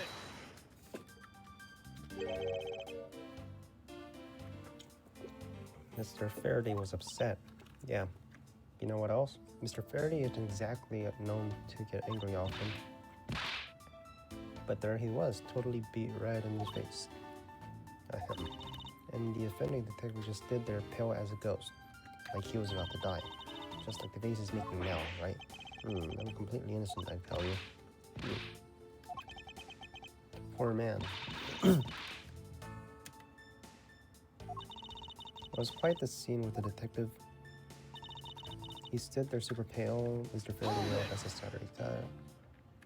He has no salaries. He's just stood there watching his own phone in front of you. Yeah, I have to say it was really enjoyable too. But that's why when I saw the Gumshoe earlier, I knew to steer clear of him. No way. That was because I had something stuck in my face. Haha. What have I got stuck in my face? Let's start with your eyes and nose. Oh, and those ridiculous eyebrows. Bitch. Those fucking earrings, bitch. Messing with your head is just too much fun. Fucking freckles and big ass earrings. Big ass forehead shining like a light bulb. Brand new detective suddenly getting salary cut. That's the reason for the holding a grudge. To cut a new detective salary right off the bat like that. I'm not really familiar with the way you guys relate, but that is common practice. Yeah? Speaking of cutting my salary, didn't you threaten to do that to me earlier too? I suppose I did. It's only natural to cut a worthless detective's salary down to their actual worth. My father can't even fire anyone, new or old, with a snap of his fingers. Do you think maybe that's reason enough for a detective to hate you people? I guess they really shouldn't cut people's pay. Detective bad. Don't tell me Mr. Von Karma cut your salary earlier. How's that for a perfect explanation? You call your explanation perfect? Aha. Is it not to your liking? Unfortunately for you, it's just not up to my standards. Is there something you want me to clarify in that case? What should I do? Should I raise an objection? Raise it. Right, if you could clear this one thing up for me. Faraday and Gumshoe motive for killing Rel. I understand Detective Gumshoe's potential motive for killing Mr. Faraday. However, what about his motive for killing Mr. Rel? His motive for killing Rel? How would I know? There was no clear motive for both murders, and I doubt this incident would have occurred. Wouldn't you agree? Is there anyone else who might have a grudge against either two of the men? Or should we look into that ourselves? Oh, in that case, I have absolutely no idea. What? But that's impossible. She must know something. Wait. Can you please not glare at me like that? It makes me laugh. I wouldn't even do anything, and you've already laughing away. Well, anyway, the way I see it, as long as he had a motive to kill one of the two, this crime would have played out the way it did anyway. Oh? Care to explain your logic? Did he just wink? At this time, please try to provide a truly perfect explanation. Perfect this, perfect that, stop being so uptight. Or is that a requisite trait for being a Von Karma? Miles Edgeworth, I demand you shut this rude woman up. I wish you'd both be quiet for just 1 second. Oh well, I guess I should explain to you kids. Motive to kill the man. There's no way. I wonder if that's really true, or if there was no one out there with a grudge against both men. I should take another hard look at the evidence this morning. Excuse the second, calling it involving embassy staff member. The two men both wound up as suspects in this case. Is there someone else I'm overlooking who is somehow related to them? Motive to kill the men. There's no one out there with a motive to kill both Mr. Faraday and Mr. Rel. So there's no one else who might have a grudge against both Mr. Faraday and Mr. Rel. I suppose no one is a bit of a stretch. But I'm pretty sure no one like that here in this courthouse today. She's lying through her teeth. We just saw someone like that here earlier. Besides, you don't need to prove that the killer had a grudge against both men.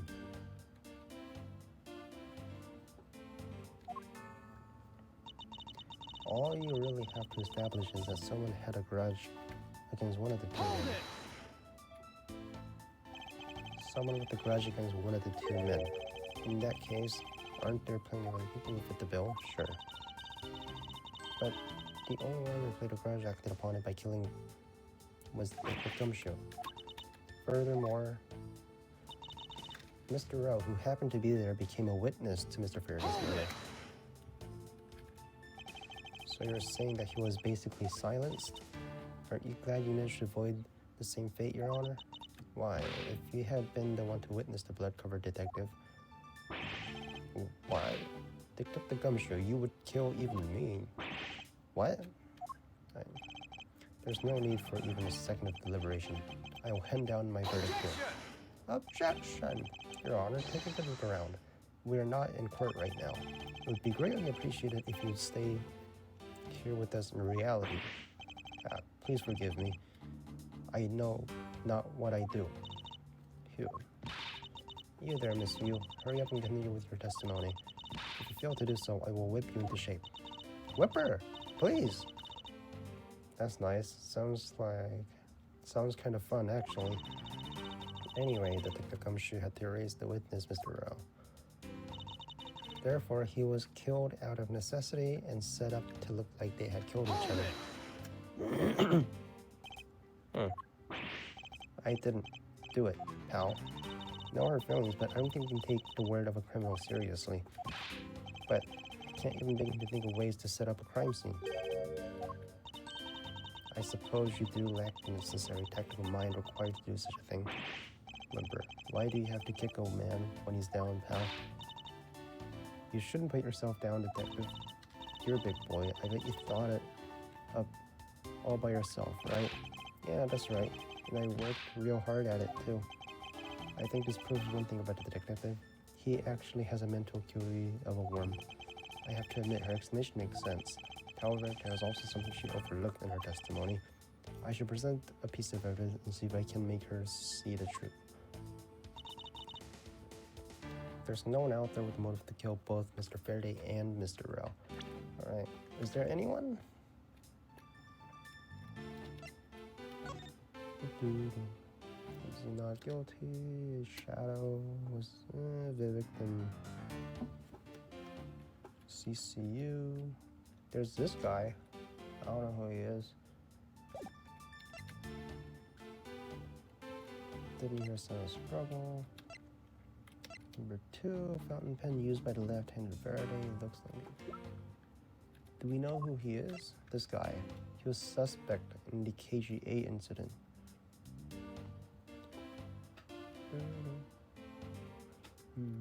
Well, he's 24 and he looks like that. I thought he was like 50, bro. He is not 24. This guy is not 24. What the fuck? He got bags under his eyes and everything. He's not 24. I don't think that's even his real name. He was a suspect.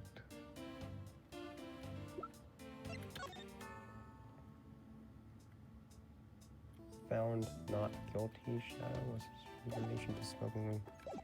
Would have killed both Mr. Freddy and Mr. Rowe. Okay, I don't have any. All you have to do, all you really have to establish is that someone had a grudge against one of the two men. Mr. Rowe, who happened to be there, became a witness. Therefore, he was killed out of necessity and set up to look like they had killed each other.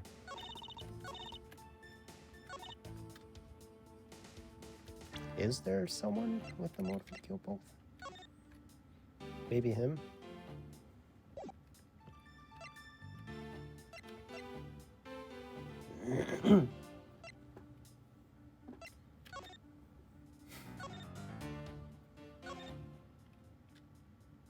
Discovered immediately after a gunshot was heard. Want to present this?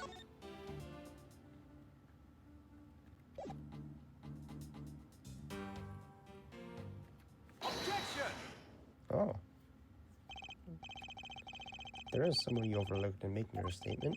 Or rather, it is because you'd rather not bring this person up. What do you mean? We're looking for someone with a reason to kill both Mr. Faraday and Mr. Rell. I can think of at least one person that fits the bill. He was the suspect in the original KGA incident and a member of the Clodopian embassy staff, Mr. Manny Kochin.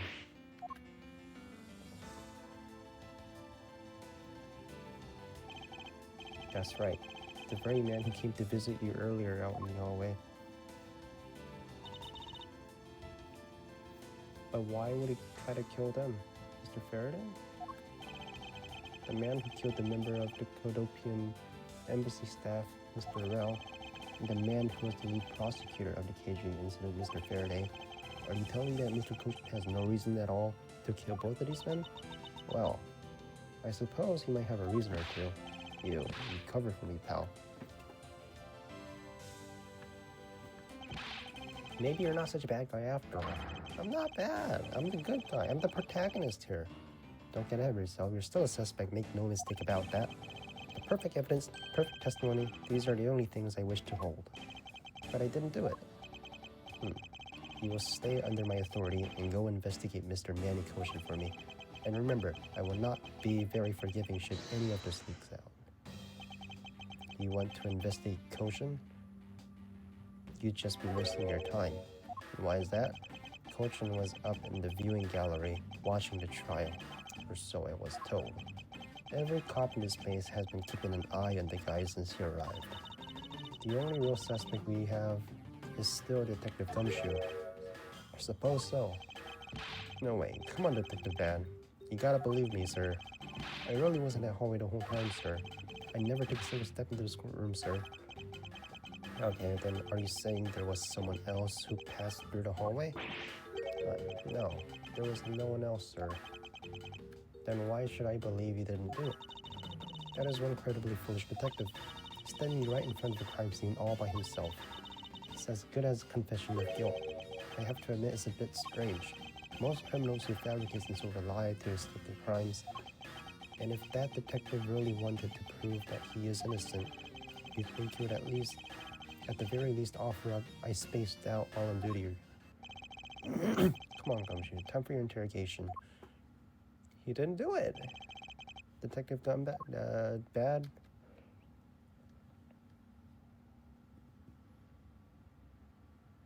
Well, Miles Edgeworth, I will go on ahead and report this to Papa. And that, as they say, is right.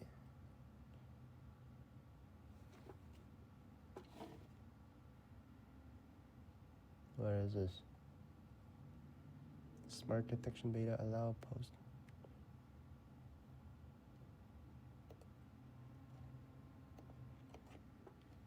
And that, as they say, is right. Everyone, ha ha ha. Oh, I suppose we should both be getting back to our real jobs now, huh? Before we do, Mr. Yu, there is something I'd like to speak with you about. What is it? She's still laughing? To have set these two men up and make it look like they killed each other. If there's one thing I cannot forgive, is the desecration of the dead. Desecration of the dead. So, what you want me to ask me about? KG-8 incident. The current case of the murdered Kodopian Embassy staff member. I've heard that people have begun calling it the second KG-8 incident. Only among you law enforcement types. And what about it? I'd like for you to tell me everything you know about the original KG-8 incident. I'm afraid I can't help you. I don't know anything beyond what was reported in the papers. No, I believe you know much more, since you're directly tied to the KG-8 incident. I'd appreciate it if you stop with the false accusation. Baseless outbursts are useless both inside and outside the courtroom, don't you know? I do, but I also know that I do have a leg to stand on here. Think you can stop making that ultra serious face in front of me? Alright. If you could please stop laughing for 1 second. I'm not gonna make any headway like this. I'm just gonna have to show her exactly how related to the KG-8 incident she was. Alright. Miss Yu, I believe that I have proof of your connection to the KG-8 incident. That borrows your proof? Very well then. Why don't you tell me exactly? Through the victim. Your connection to the KG-8 incident is through the victim. The victim's name is CCU. You will note that she has the same last name as you. Can you really still tell me with a straight face that you are not related to the case? Sorry, but we're not related. Why? Just kidding. You asked that question with such a serious look on your face that I couldn't help. But, Miss Yu, I ask that you please tell me the truth. Alright, I'll tell you everything I know. As you guessed, the one who reported the smuggling activities to the Amano group was my sister, CCU, as I thought. And she was killed right before she was to testify at the impending trial by Manny Kochim. Wait. But because she was tried once, because he was tried once, not her, and was acquitted, he gets to live out the rest of his cushy life completely carefree. All because of lack of evidence. No, I heard the evidence is connected to him, that the evidence to convict him did exist. What? I heard it from Mr. Faraday himself after Mr. Cookie's trial was over. Apparently the man in black made off with the most important piece of evidence, and the evidence had been tampered with. Isn't it just like a criminal to do something like that? The smuggling ring being run out of the Amano group by one of his secretaries. They bailed Mr. Kochin out. Turns out they were in league with each other all along. How big was that smuggling ring? Was it a large operation? I don't really know, which is why I wanted to become the lead defense. On this case, that people were calling the second KG-8 incident, but I haven't learned anything new at all. I was probably expecting too much. I know. You mean you think this case has nothing to do with the smuggling ring? I don't know what to think. Manny Kochin. Why did Mr. Kochin want to meet with you earlier? Actually, he came to watch the trial. Apparently, he only found out that I was the defense lawyer in this case after he arrived. He figured he should say hi and one other thing. Looks like you couldn't resolve anything this time either. Too bad. What's that supposed to mean? Oh boy, stop it with the scary face already. I'm fine, really. I give him a good slap across the face. The way she talks about slapping him as she laughs is kind of creepy. Ahem. But it's just as Miss Bad said. He's not related to the double murder. I asked around. People in the gallery claimed that he was in the seat the entire time. Talk about cruel fate. Well, this is all I know. Sorry. Guess I shouldn't help much, huh? It's not true. I'm sorry you recall a painful time in your life. Ashworth, you really are a series for your own good. You really need to learn to relax. We wouldn't want you to die of stress, would we? Thank you for the advice, but there's no need to worry. I work in my own way, and I will catch this criminal in my own way as well, you see. Look at you with your game face on, ready to go. I'm making no such face. Did you know? Laughter is the best medicine, Ashworth. Maybe she's laughing through pain. Don't you get tired of making such a serious face all the time? Not really. I'm charged with this, making sure that all the criminals of the world are found guilty. I have no need for laughter. There you go, making that face again. Oh well. I gotta get going. Got a few loose ends I need to tie up. See ya.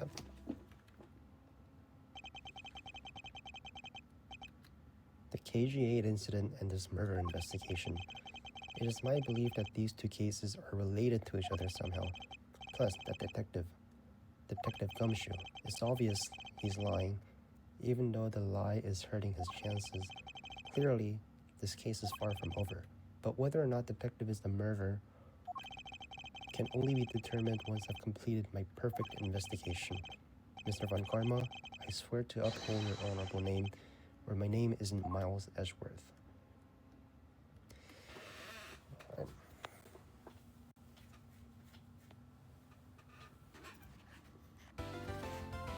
Save. I need the bathroom.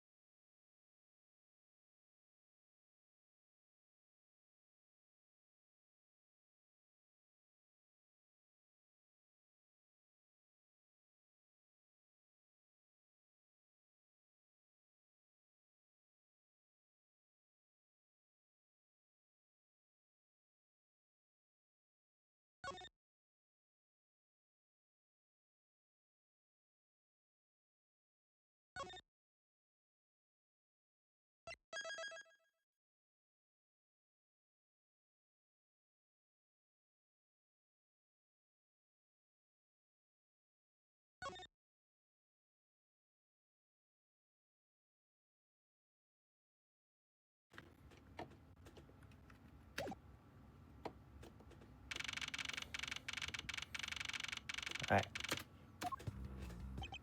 Doo-doo-doo-doo. Doo-doo-doo-doo. What is to become of the trial into Kodoki and MSC staff member? Indeed, since both the suspect and the prosecutors are now dead, the case will be dismissed. In other words, the trial ends here prematurely. Looks like you'll have to wait a bit longer for your big debut. I suppose it can't be helped. The evidence for this trial will be transferred to you in a little while. Sir, what do you think about the murder of the Kodokin?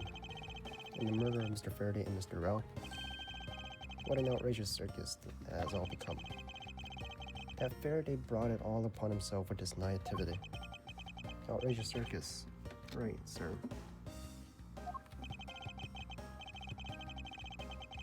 I grow wary of this topic, Ezra. I will have you assigned to a different case.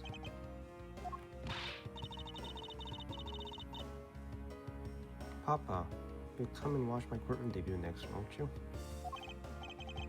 I'll consider it. Sir, if I may, please allow me to continue with my investigation. Whatever for. I know that there's already a suspect in the murder of Mr. Faraday and Mr. Rao. However, there's not enough evidence to prove that it was he who committed the crime. I'd like to continue investigating or to find the perfect proof of his guilt. The perfect proof. Don't make me laugh. A worthless person like you has no right to claim such a thing as perfection. Ouch. Papa? What do you think is the real culprit behind these murders? Miles and I, we're competing to see who can find the real killer first. Plus, being able to investigate the real penalty of the crime is a rare opportunity. It would give us some real-life experience, wouldn't you agree? If you want to investigate this case so much, do as you wish.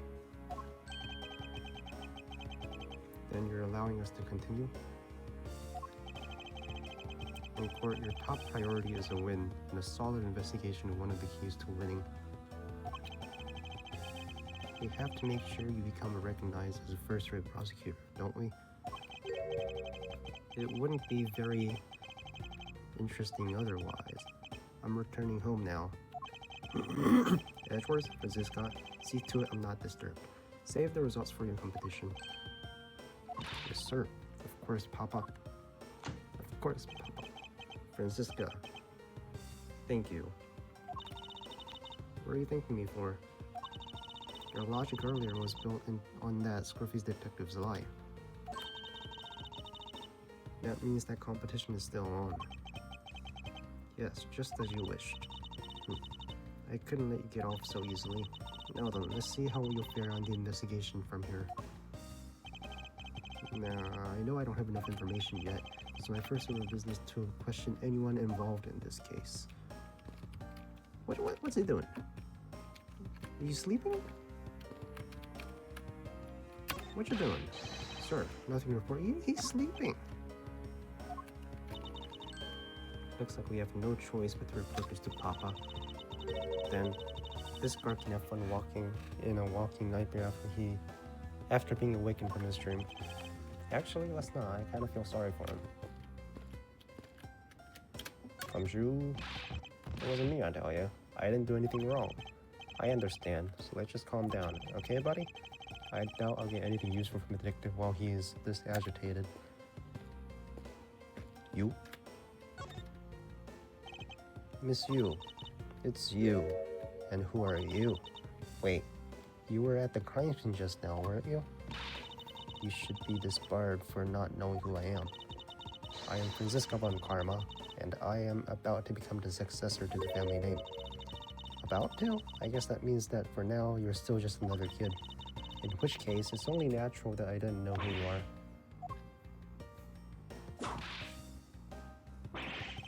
Why are you whipping me? Anyways, it looks like they're planning to hold the evidence a bit longer. If there's one thing I can't stand, it's waiting. I'm terribly sorry, but I have a few more questions to ask of you. Look at you, brows scrunched, with the lines in your forehead, and that to ask of you. What exactly is so funny? Sorry, I'm just bad at dealing with the super serious atmosphere. Apparently they failed to teach you proper behavior at a crime scene in law school. I feel so much better now. So what is he going to talk about? I'd like to inquire too as to where you were at the time of the murder. You were in the defendant's lobby number 1 the whole time, up until we heard the gunshot. And by we, I mean Mr. Bad, if you don't believe me. If you don't believe me, feel free to ask him yourself. You were with Detective Bad? Why? We had a little something to discuss, that's all. Detective Bad. So I take it your acquaintance with Detective Bad? Yeah, he was the detective in charge of the KG8 incident. He's also related to that incident. That's right, he was the one who was supposed to protect my sister, Cece. But you know how that turned out, don't you, Edgeworth? Miles Edgeworth, I have no idea what you two are talking about. I've heard of the KG8 incident from my papa, but how does that case relate to you, Miss Yu? The victim of the case, CCU, was my little sister. I thought that was her mom. CCU. I thought that was her mom. That's her little sister? How old was she? Her little sister.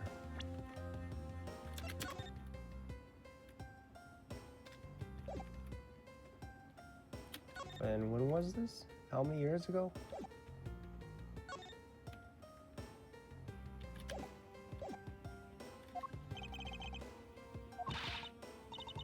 You're making that super serious face again. I'm fine, really. I just make it to a point to rub more salt in his wounded pride every time I see him. The way she talks about doing that as she laughs away is kind of creepy. Oh, speaking of Mr. Bad, he and Mr. Faraday, I'd say they made up just about every single time the Yatagarasu made a move. It was practically a given that the two would meet up at every one of the crime scenes. I see. He did mention that he is in charge of the Yatagarasu investigation earlier. Maybe I should ask her what she knows about the Yatagarasu more in detail. What do you know about him? He's a great thief, right?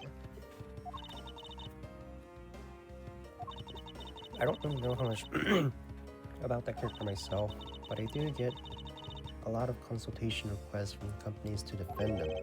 Requests from companies. The Yatagarasu is some petty thief out for money, you know. Alright then, perhaps the Yatagarasu is in business of stealing people's lives? You're not very funny or witty, are you, little miss? Karma. Damn. Franziska, be careful about who you whip. Choose carefully or we may be sued. There, I chose carefully, just like you wanted. Yeah. Ha ha ha ha. That just now was hilarious, little missy. Of course it was. What's wrong with these two women? Why does my king give them the lie? And? So in the end, what is the Yatagarasu? I have to say, I had never even heard of this thief when I was in Germany. The Yatagarasu deals in information, namely in digging out about backroom dealings and the like of companies. The Yatagarasu is a vigilante who steals such info and makes them public for all to see. Vigilante or not, this person sounds like just another criminal to me. I suppose you could put it that way too. But either way, I get a lot more clients now thanks to the thief. Sounds like Miss Yu is profiting nicely. Time of the murder. You claim that at the time of the murder, you were with Detective Bad. But don't you lawyers usually discuss the trial with your clients during recess? We do, and that's what I was planning to do. But Miss Faraday was being rather threatening, and he dragged Mr. Rao away. After that, Mr. Bad came into the lobby, number 1. So we just stayed there and talked. And what did you talk with Detective Bad about? Nothing interesting. I just insulted him in some. Talked about how the trial was going, and then insulted him some more. This woman. This bitch. Anyway, Mr. Bad and I were in defendant lobby number 1 when the murder occurred, so I really can't tell you anything about the hallway or lobby number 2. I see. Mackerel. Mackerel. Like the fish. I'd like to ask a few more questions about your client, Mr. Mackerel. Now, your client first claimed to be the Yatagarasu. Is that correct? Yeah. Once I heard it was the Yatagarasu that had made off with the evidence from KG8, I began to ask Mr. Rell all sorts of questions, but to no avail. Turns out, Mr. Rell was not the Yatagarasu. He had just made that up. He made it up. Mr. Rell's crime was caught on tape by security cameras, but there was no footage of him sneaking into the Kodopian embassy itself. Hold on. Then you mean to say that you knew that he was not the real Yatagarasu, and he was just another cold-blooded killer, and you were ready to defend him? Yes, that's right. That's her job, right? Defendant. You gotta defend anyone. I see. So a defense lawyer is actually just someone whose job is to cover criminals. No, to make a defense for their case. That's why defense lawyers are so detestable. But they are no match for us Von Karmas. I don't believe it. You're serious. Why don't you save that face for something really worth being serious about? And Rushworth, do you remember what I said earlier? I have my own agenda. I'm still on the hunt for leads regarding the KG8 incident, alright? And for that, you have not a single qualm about defending a known killer? Don't put words in my mouth. I said no such thing. The only way I had to get close to Mr. Rell was to be his lawyer. I had no intention of covering for him ever, so don't you dare suggest I was going to.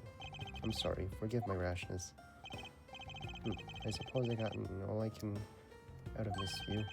I should move on and speak with Detective Gumshoe now. Detective Gumshoe. Hey, it's you, pal. You're here. Ouch. As am I. I don't think you needed to whip him to let him know that. I didn't do it, pal. I swear on my honor as a detective, and I know you didn't.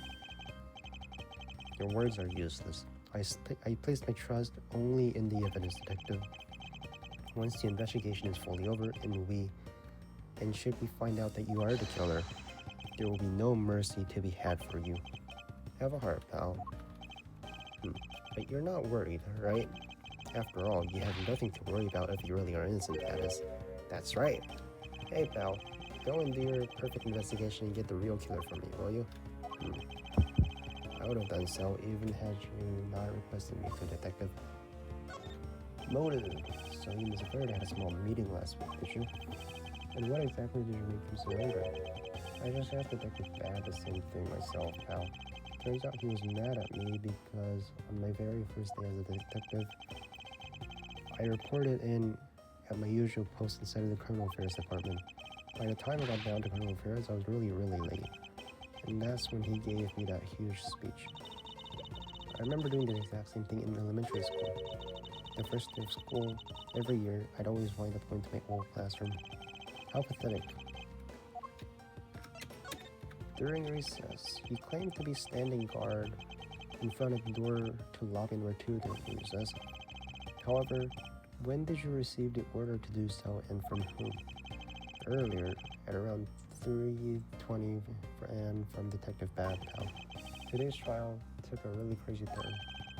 So I was told to make sure nothing happened to Mr. Faraday. And yet something did happen to him, correct? It looks like it was a total waste of manpower to assign you to guard duty. Your words sting worse than your wit, pal. So it was Detective Bad who ordered him to stand guard, huh? Next step. Now then, Detective Gumshoe, is there anything else you'd like to tell me? Nope, nothing? Come on. Nothing? In that case, allow us to take a look at what you're carrying on your personage. Ah, wait, you can't do that. There. There's nothing of any particular value here. Well, my handcuffs and a badge were confiscated by Detective Bad, so And what is that open envelope I see sticking out of your coat pocket where? Ah, hands off, pal. Show it to us already. Yo. Bonus. Annual bonus check within $5 total. Except there's no check inside. You've had your look, now give it back. $5? It's my first bonus as a brain dead. $5 for a bonus? I just got it cash today and it literally had no cash on me up until I did, you know? So that envelope is really special. I'll give it back. You don't need to rubbish like this. Don't worry, we'll throw it away for you later. Come on, man. How could you? Detective Gumshoe's annual bonus of $5 literally had no money on him until he cashed this.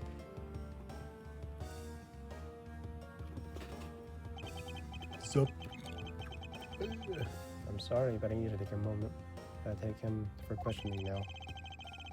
I think I've asked him just about everything I needed to. No, wait. Since he became a suspect, there's one piece of evidence I should reconfirm. Officer, I asked you to wait a second. I still have one thing I'd like to reconfirm with Detective Gumshoe. Understood. Make it brief, sir. I want to hear from the horse's mouth. You must confirm whether his testimony about when the crime scene occurred is the truth.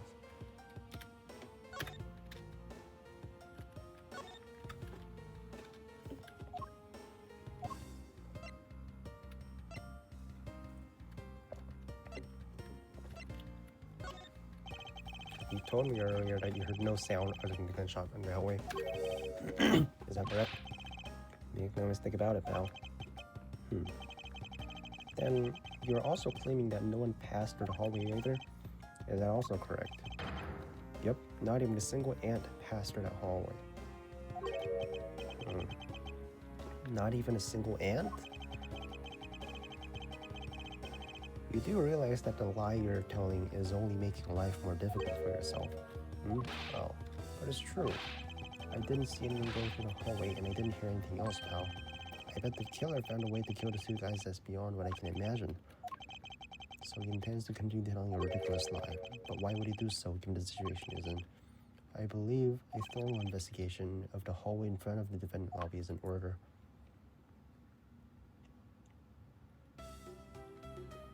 Okay. You... Did you just hit him in my balls? Why? He just hit my balls?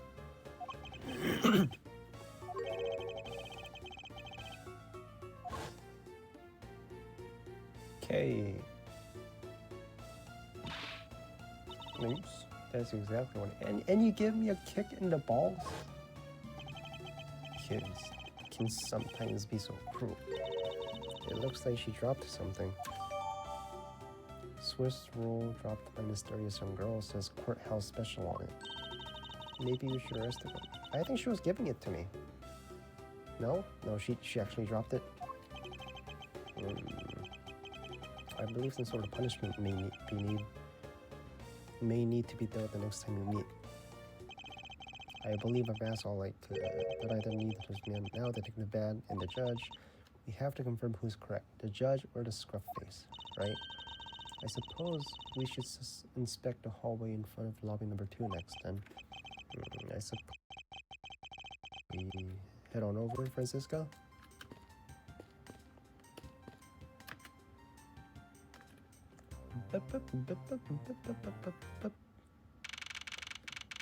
September 10th. So, did you see anything else? No, I don't think so. I see. Well, thanks for your cooperation. It's nothing. Just doing my duty as a defender of the law. That'll be all for now. I'll ask Ken if you have any other questions. Anytime, detective. Now, if you'll excuse me, I have a few sleuths and I have to tie up. There's ants there. You're that new prosecutor Mr. Von Karma recommended, right? Yes, sir. Miles Edgeworth, Your Honor. And I'm Manfred Von Karma's daughter, Francisca Von Karma. Set up to become the successor to my genius father any day now, Your Honor. I see. Mr. New prosecutor recommended by Von Rat. I bit my tongue. Alright, Your Honor. Please feel free to refer me as just Miss Von Karma, Your Honor. As for him, just Edgeworth is fine. Apparently somebody doesn't feel I'm worthy of a proper title. Oh, very well then. I shall call you Miss Von Karma and Mr. Prosecutor Edgeworth. Thank you. Your Honor, Mr. Edgeworth is fine. About your earlier testimony, what about it? I would like to ask you a few questions about what exactly you saw. Alright, after all, it's my duty to clarify my testimony as defender of law. Greatly appreciate your cooperation. Now, the first thing I need to do is figure out Detective's exact movements. Detective! Judge! If you don't mind, where were you at the time of the murder? Do you suspect me of something? No, nothing. So it's alright. Very well. You may continue with your testimony. Your Honor, is your testimony I'm after. Oh, I had no idea you were chasing after me or my testimony. I'm beginning to sense that I might want to avoid being in trial run by this judge. Time of the murder. Let's see here. Now then, how should I put this? When you get to be my age, you need to pay more frequent visits to the restroom. If you go take a look through the window at the end of the hall, you'll see a small window. That is the window to the men's restroom. In other words, you can see clearly into this hallway from the men's restroom. You can see clearly into this hallway. When I was going into the restroom, that detective from the show, is it? Well, he was standing in front of the vending machines buying something from it. However, and this I couldn't believe, when I was about to exit the restroom, there was not a soul in the hallway anymore. Your Honor, if you could please come down and explain to me rationally. Oh, I'm really sorry. Please let me regain my composure. It was really suspicious. That's what my finely honed judge's intuition said. Although, until the murders occurred, I sort of brushed it off. Apparently the judge doesn't intend to cause him staying calm. That's probably all I'm going to find out from His Honor. Mr. Edgeworth, may I return to my duties now? Yes, I'm sorry I held you up. Thank you for your cooperation, Your Honor. Anytime, Mr. Edgeworth, anytime. Oh, come back. There's a lot of flaws. So he saw the courtroom from the restroom. The judge in this country seemed rather friendly. Yes, if not a little wishy-washy. However, I hear that they are known to hand down very fair verdicts. What you find, bruh? Doesn't look like there's any contradictory left in this area. I suppose not. Perhaps I should check elsewhere. I won't rest until I inspect the What is this? Balloon. It's a pink-colored piece of trash made of rubber. I feel like I've seen something like this before. Well, all you see is a piece of garbage. But you know, the fact that there is a litter running loose inside the courthouse, it's simply unforgivable.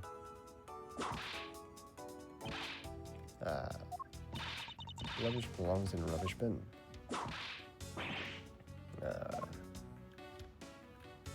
Ants.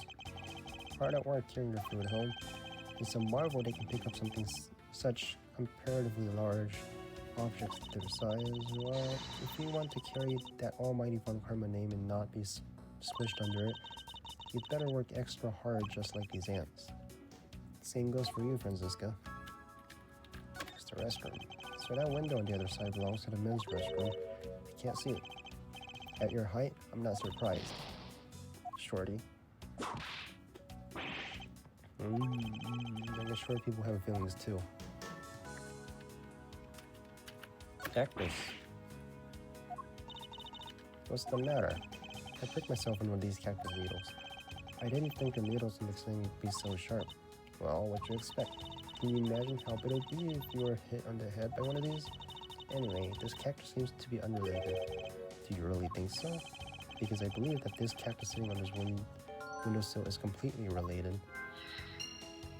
The balloon. Pop the balloon. Well then, I look forward to your explanation on how exactly it's related. Anything else here?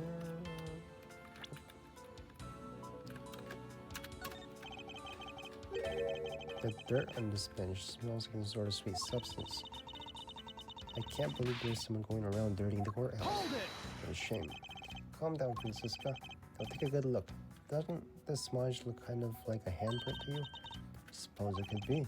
Which means that perhaps we can lift the prints of the person who's sullied this bench. And then we'll know the identity of our mystery slob. You there, lab technician, could you please find out who this handprint belongs to? Sir, yes sir. Cut the results. And do you know who they belong to? They belong to Detective Gumshoe. Interesting. Good work. Cool. And there you have it. Yes, I suppose so. Now we know the identity of the person who dirtied the bench.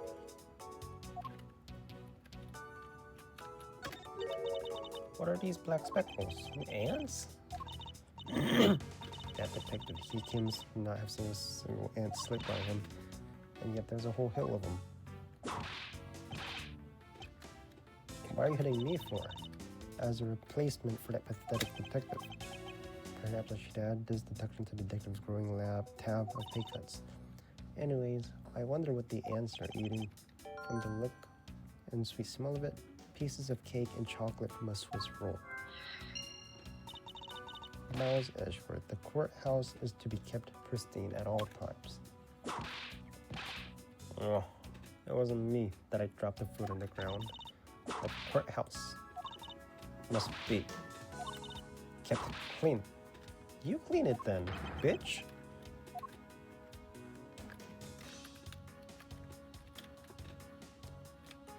Bench. Ants are pouring out of the hole in this bench as well. I wonder if the inside of the bench consists of nothing but ants. Don't you dare continue with that gross line of thought. Sorry. That's it. Never hurts to take a second look. That means we're done. Detective Bad? Detective Bad, I have something I wish to inquire about. Hey, do some actual work. I wish to inquire into Detective Gumshoe's movements during recess. You're getting in the way of the investigation. I have an order from Mr. Von Karma himself. Plus, I still hold investigative authority. So, I hear you were the one who called for Detective Gumshoe to come down here. Faraday. That guy was just accused, you know. I just knew something was going to happen. My detective instincts told me. A lot of them. It did you. You couldn't even protect one lone prosecutor within. Hold it! Hold it! Francisca, I think you need to apologize. Sorry. Everybody's sorry, Detective Bad. Please continue.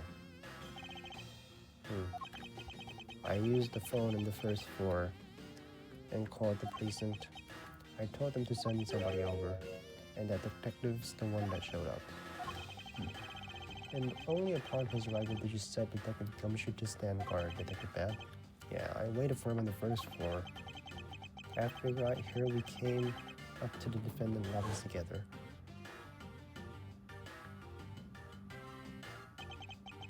As we entered this hallway, we ran into you.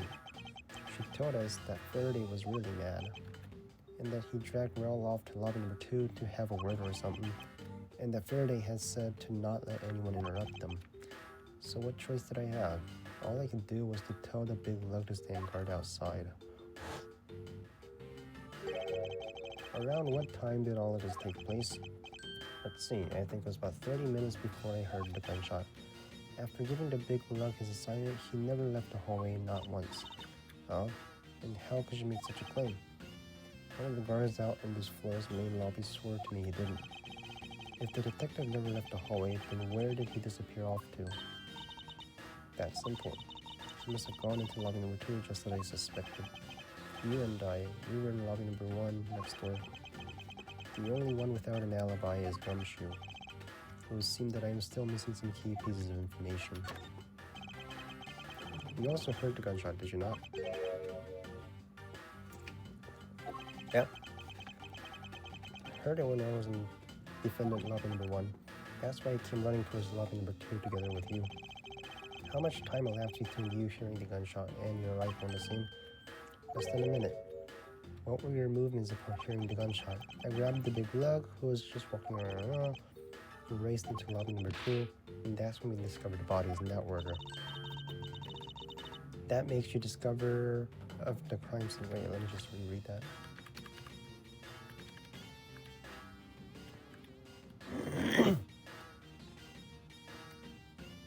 When I heard it when I was in defendant lobby number 1. That's why I came running towards lobby number 2 together with you. How much time elapsed between you hearing the gunshot? Less than a minute. What were your movements upon hearing the gunshot? Grabbed the lug, which was walking around in the hall, raced to lobby number 2. That's when we discovered the bodies. Yeah, I guess it does, little miss. You will treat me with dignity I deserve, or else. You wave that thing around anymore, and I'll have you arrested for obstruction, little miss. She's 13. Joking. Detective Bad is really something, if he can make Franziska behave. Are we about done? Is there anything else I should ask him about?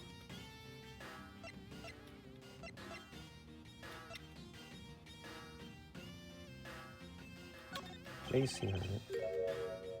Where were you when you heard the gunshot? I was in defendant lobby number 1 when I heard the gunshot. It's exactly the same as what he said.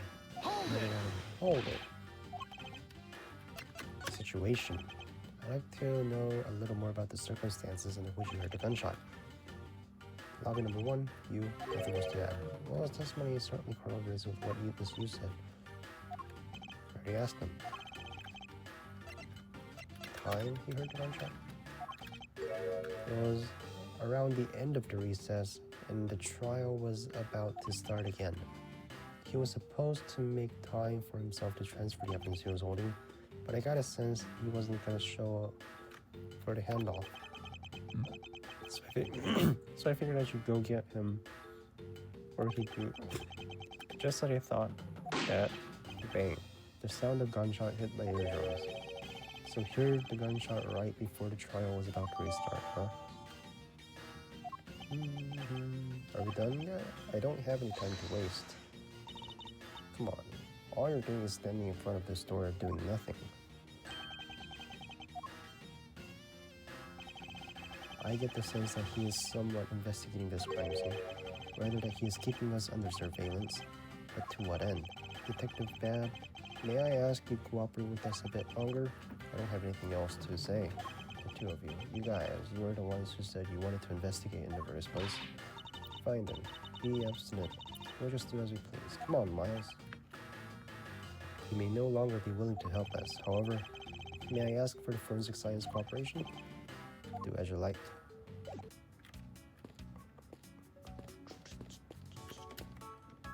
So, oh my god, I'm lagging. Have you found any suspicious fingerprints, officer?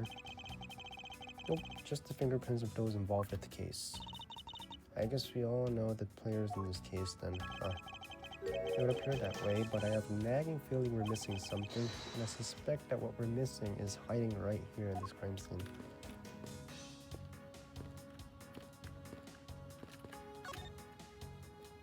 Swiss rolls, there it is. It would appear that the vending machine sells snacks and various other foods. Swiss roll is $6, just lovely. What would he think of next? Don't be a jerk in court like these beef jerks. 1 pack for $9, defendant's fresh milk, 1 half print for $7. Stay neutral as a Swiss do until the end with these for $6. They're awfully overpriced. They line up simply awful. The lineup is simply off. $6 for Swiss roll, $8 for ham sandwich. What is this inflation? $7 for fucking milk. Speaking of snacks, I wonder if the Swiss roll the little girl dropped in this is from this machine. I was wondering about that myself. Defendant's fresh milk. What's that supposed to mean? I bet it means that the milk is freshly milked by various defendant on trial right now. No, I think it might even mean that this was milked right here from the various defendants.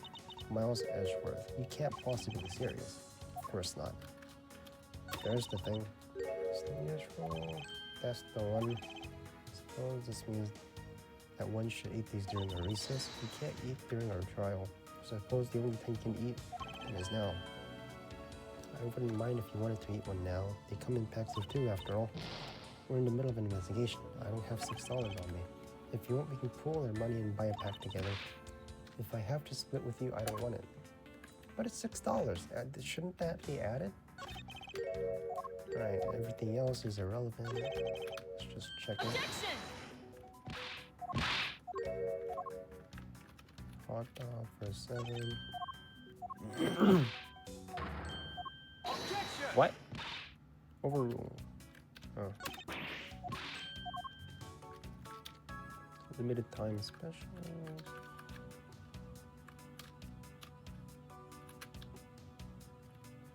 I think that's it.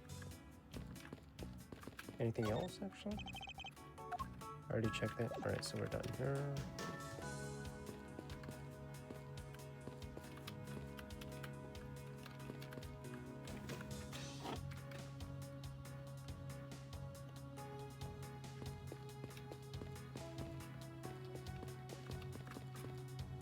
It's lagging, bro.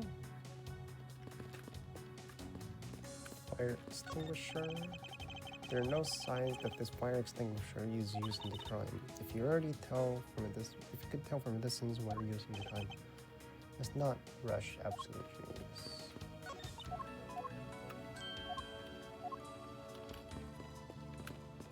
Anything else? Franziska.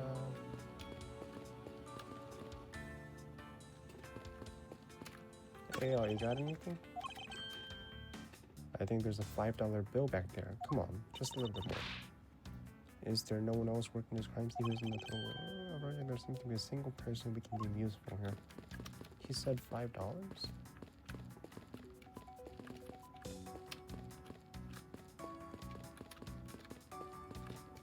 I think that's it. Logic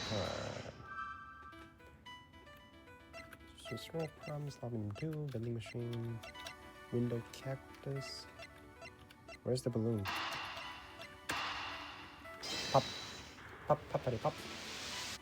Cactus pop the balloon. This pink rubbery substance, I saw this in a different form earlier today. I believe this is a piece of popped balloon. I suppose that's possible. The balloon probably got a little too close to our friend, the windowsill cactus. That would be a logical conclusion, yes. Swiss roll crumbs, vending machine, loving number 2, right there. Who's 2? It came from the vending machine. The bits of chocolate and cake, could they not have come from the Swiss roll? A Swiss roll? Why would a courthouse sell a thing like that? It may not seem like the right venue, however, it is being sold right over there. The vending machine, I see. Stay neutral as the Swiss do until the end with these. 2 for $6, talk about expensive. 2? 2 is not bad. It's still expensive, but it's a little expensive.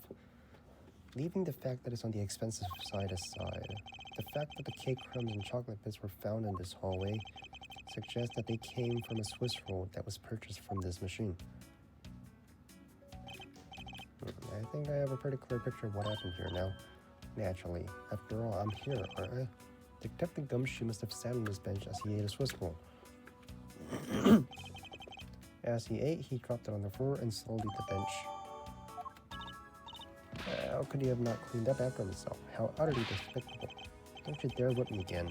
It wasn't I who made the mess in the first place. Anyway, if it was indeed Detective Gumshoe who bought the Swiss roll, that creates rather interesting contradiction of facts. Contradiction? Where?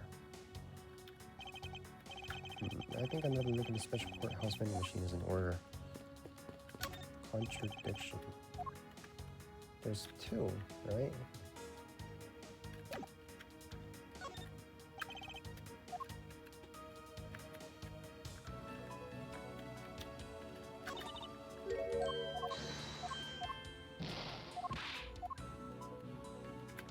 Where's the other one? I think he gave it to K.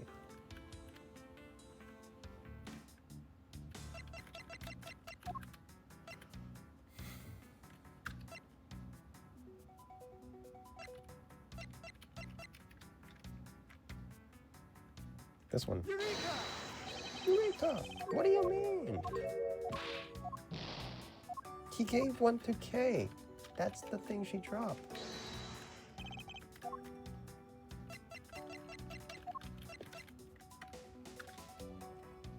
Apparently sat here as he ate a Swiss roll.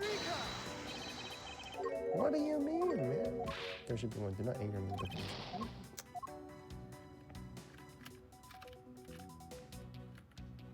Swiss rolls. That's bullshit, bro.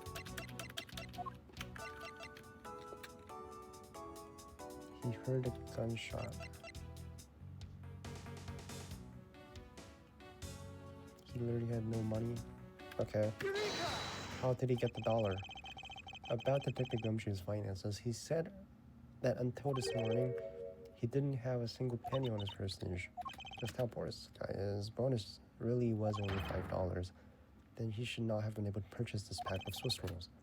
However, facts being as they are, we found cake crumbs on the floor, meaning Scruffy must have bought a pack somehow. Indeed, that detective should not have been able to purchase a pack, and yet he did. Question is how.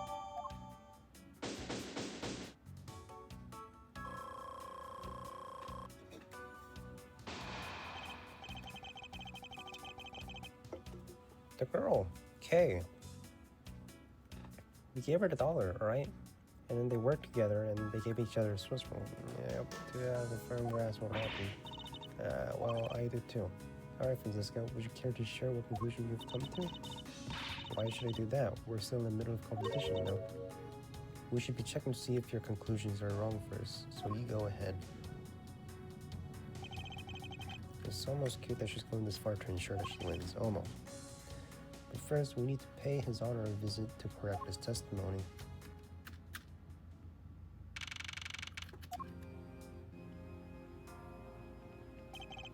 Your Honor, if I may, I'd like to test your witness testimony to see if it stands up.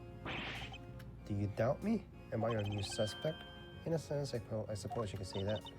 Even you, a judge, are nothing but a common witness before Von Karma. Silence in the courtroom. Silence, I'd say. Mr. New Prosecutor, you bit your tongue again, didn't you? Ahem. As a defender of the law, I will never give false testimony. You can even place me under oath. Put him under oath. Your testimony, if you please. What I saw at recess. During the recess, I went to the restroom. Alright, let's just get it over with. There's a window in the hallway. In other words, I could see into the window. As I entered, I saw the detective buying something from the vending machine. So he sat down, right? But when I was about to exit the restroom, he had completely disappeared. He sat down! As a detective goes missing while on duty, that sounds mighty suspicious to me. Your Honor, can you please try to remain calm? I'm so used to simply explaining and listening to testimonies that I got caught up in the excitement. Sorry, Your Honor, but I'm afraid I'm gonna have to spoil your fun now. He sat down, right? During rehearsals, I went through it. Alright. So, do we present or do we press? So different. My height. Okay, you hold that whip. Now, his testimony, I believe his line of sight. Why don't you hurry up and tell him already? I will, but there is one more thing I need to do if I am to correct his testimony. I'm going to need to retrace the Gumshoe's movements. Hold it! Hold it! Did you go into the women's restroom? Perhaps you went to a restroom on a different floor. I had to go for a long time. I ran from the courtroom through this floor's main lobby. So he went like that, right? Once you enter, you can see there's a window just above urinals, and it was through that window that you witnessed Detective Gumshoe, Your Honor. Exactly. Yes, Your Honor, there's no need to yell. I can hear you just fine. Oh, I guess I put a little too much in that last answer. Now then, let's continue with the testimony. Buying something from the vending machine. Hold it! Da-da-da-da. Yes, absolutely sure. Hard to miss someone of his stature, even from as far away from the restroom. Besides, I can't think of anyone else with that kind of hairstyle. Well, I was simply wondering if you're mistaken in what you saw.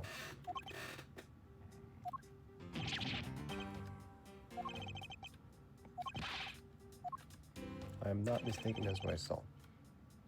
But when I was about to exit the restroom, he had completely disappeared. He disappeared? But Your Honor, didn't you just say, I saw that detective buying something from the vending machine? Yes, I did.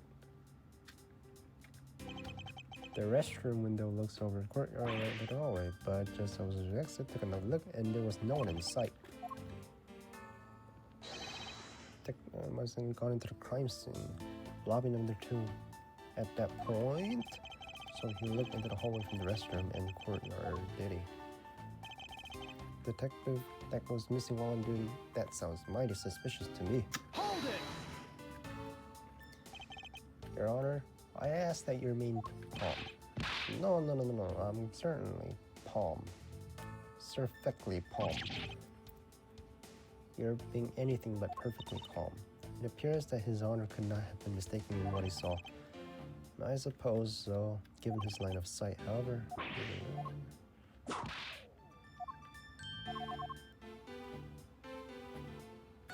restroom. He completely disappeared. He completely disappeared.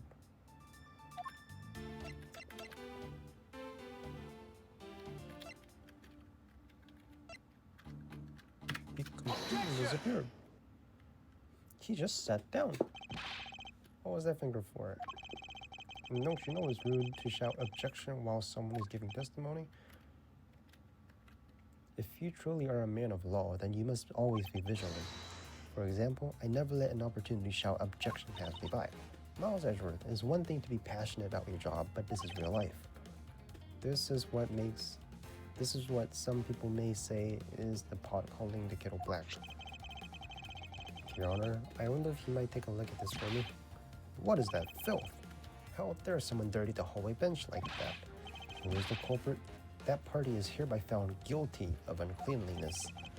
If you must know, the unclothed bench Solier has already been placed under arrest thanks to your earlier testimony. Oh, well, that's good, but who was it? We were able to discover something from the smudge on the bench, namely Detective Gumshoe's fingerprints. Not happy with committing a just murder, he had to go and dirty the courthouse too. Guilty. Your Honor, please calm down. Sure that the detective is the one who made the mess on the bench. We have not yet established that this action was related to a double murder. What do you mean? I believe that the detective bought a pack of Swiss rolls from the vending machine and then promptly sat down on the bench to eat one.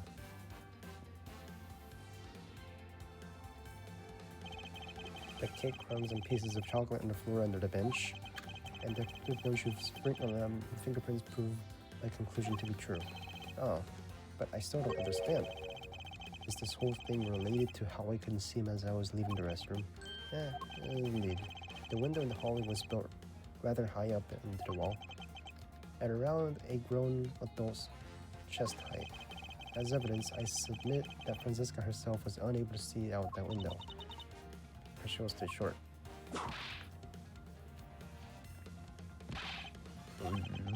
I knew I shouldn't have used her height as evidence. Basically, what this means is that the area directly under the hallway window is a blind spot when the hallway is being viewed from the men's restroom. Then, It seems that you have made the connection. If someone were to sit on the bench under the window, yes, even someone as large as Gumshoe would effectively disappear from sight. What? Do you really see, Honor? Your testimony has just proven that Gumshoe was in the hallway the entire time. Hold it. Ah, sorry. I didn't mean to say it with that much enthusiasm. All I wanted to do was try saying it once. Here, let me try it out again. Hold it. Is there something of value you'd like to say? Yes, actually, there is. I remembered something else just now. Mr. Edgeworth, please allow me to testify to the court one more time. That's you, man. Even if we overrule him, he'd just keep talking, wouldn't he? That might not be a bad thing. The more info, the better in a perfect investigation, right? What I saw part 2.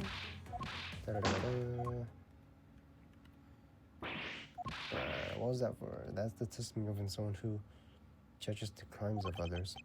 Your Honor, could you try to state the important facts first next time?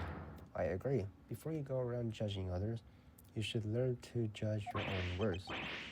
I'm sorry, but honestly, I thought the sound was just a noise popper until just now. Kind of is. Oh, by the way, there was someone celebrating a birthday during recess. I could have sworn I heard a popper going off. Come to think of it, the other day with my grandson. The most critical point in this argument is when did the judge look into the hallway? And whether that lines up with when the gun was actually fired. Your Honor, if I may, I'd like to clarify a few details in your testimony. Clarify a few things.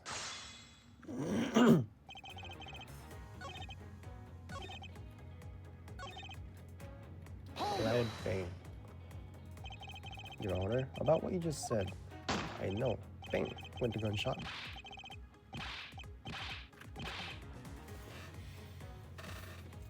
Like this, yes. Just like this, with a quick ah. Your Honor, please remain calm when you're trying to explain yourself to me. Yes, sir. Sorry about that. Now then, I must gather myself. Yes. When I heard the gunshot, there was no one in the hall. I should know. I looked. There was no one there. This judge's emotion circles appear to be stuck and overreact. At this point, nothing stands out to me as a contradiction in this testimony. Franziska, if I'm correct, this testimony is hardly a precision quality.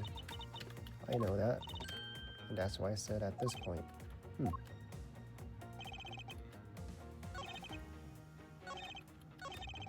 mean, obviously it's the balloon, right? I heard a loud bang of a gunshot.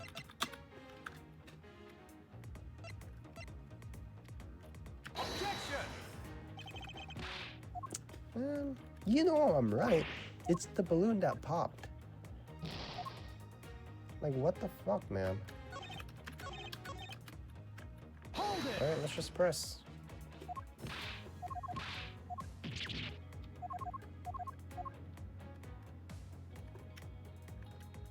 Hold it! Oh, wait a minute. What were you expecting? Your Honor, the statement you just made out was very important. I like it. Alright. If you insist. Let's see. I looked into the hallway about 20 minutes before we were to reconvene.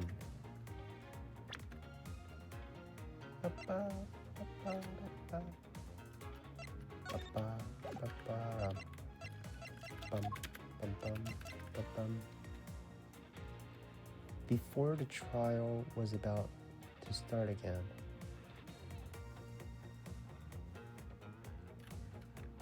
There is a glaring contradiction. No. Your Honor. I cannot allow you to make an objection. What? Your Honor, I'm sorry, but I cannot allow you to not allow me to make an objection. Oh, have I been overruled? Yes, Your Honor. There are simply too many holes in your testimony for my taste. What do you mean by that? You claim that you heard gunshots during the recess, but that is simply not possible. Mr. after you prosecutor recommended by Manfred von Ack. Instead of biting your tongue, biting by it. Eek. I see you have no mercy for the elderly either, Franziska. Don't talk back to me unless you want to be whipped in the back. With your height, you need a step ladder for to accomplish that. Ahem, Mr. Edgeworth. My ears are not that far gone yet. I'll have you know I can still hear just fine. And I heard the sound of gunshots loud and clear with my own 2 ears. Your Honor, I have an interesting bit of testimony. It's from Detective Bad. According to him, he heard the gunshot right before the trial was about to begin. Start again. What did you just say?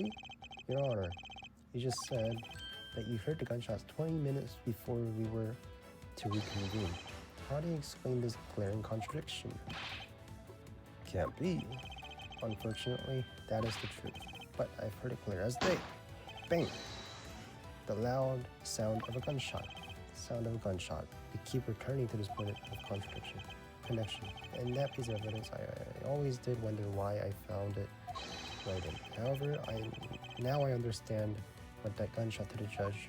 But Your Honor, this is what really produced the gunshot. That's what I said. But no, I had to play it the way the game wanted me to play. What is that pink substance? It may not look it, but this is actually a piece of balloon. I see. I suppose you're likely to accept that pink balloon into the court record? Your Honor, I present this evidence in order to overrule your testimony. What? Your Honor, your argument goes as follows. You saw no one in the hall when you heard the gunshot. Now, there is no guarantee that the detective was sitting on the bench at the time. There is no guarantee. Therefore, you believe he must have been at the crime scene. Am I correct? Yes, that's exactly right. Let me ask you something. Do you really think that the gunshot you heard was produced by a real gun?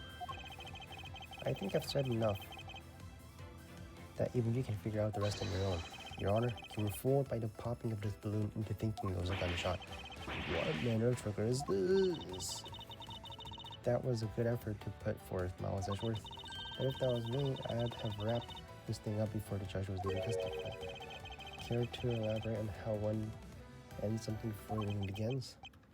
Well, to be honest, I did think that the sound was a bit off from a real gunshot sound, but who could have guessed that some would pop a balloon in a place like this? That's true. One doesn't usually think balloons in conjunction with courthouse.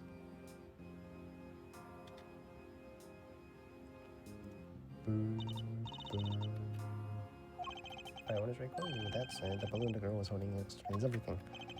Your Honor, if it makes you any feel better, you didn't lie once in your testimony. However, I can't really vouch for its accuracy. Who knew that giving a testimony could be such a difficult thing to do? What have I done? I owe Detective Gumshoe a very, very big apology.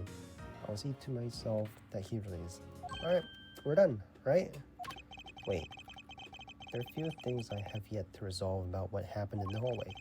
Your Honor, I request your permission to further question Detective Gumshoe. Why? I thought we just cleared his name. Whether we did or not, I still cannot say. The only thing I can do for now is to continue my quest for the perfect explanation. And to that end, I must resolve the remaining issue pertaining to the events that occurred in the hallway. Very well. Please bring Detective Gumshoe into the courtroom. I must fulfill the mission and the perfect explanation to this case. This is still part 2.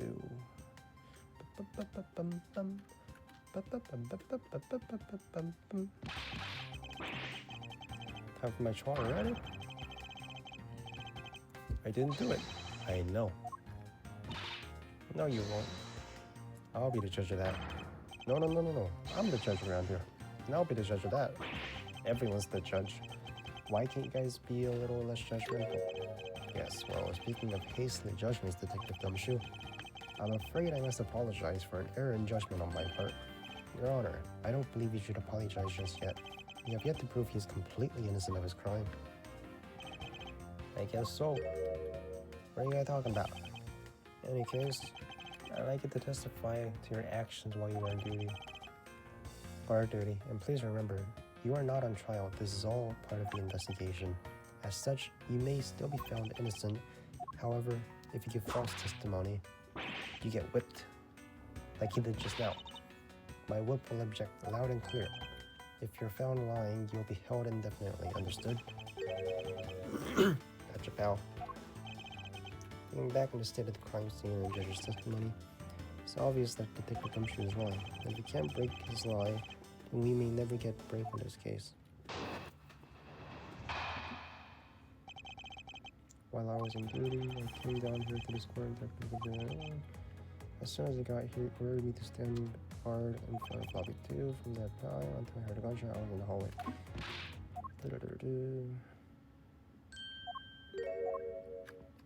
I know he's lying. This time I pulled the information I need out of him. While I was in duty, came down here to the court. So I just press everything. Because this game is so inconsistent, I just press everything now. But you can present the exact evidence that you need, but it's still gonna say you're wrong, right? So you might as well just press everything just in case. Hold it!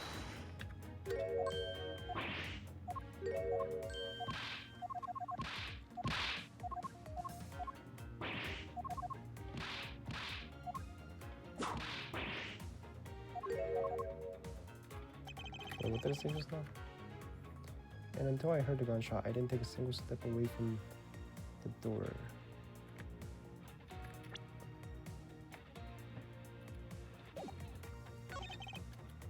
Oh my god, as a detective, I swear to you now.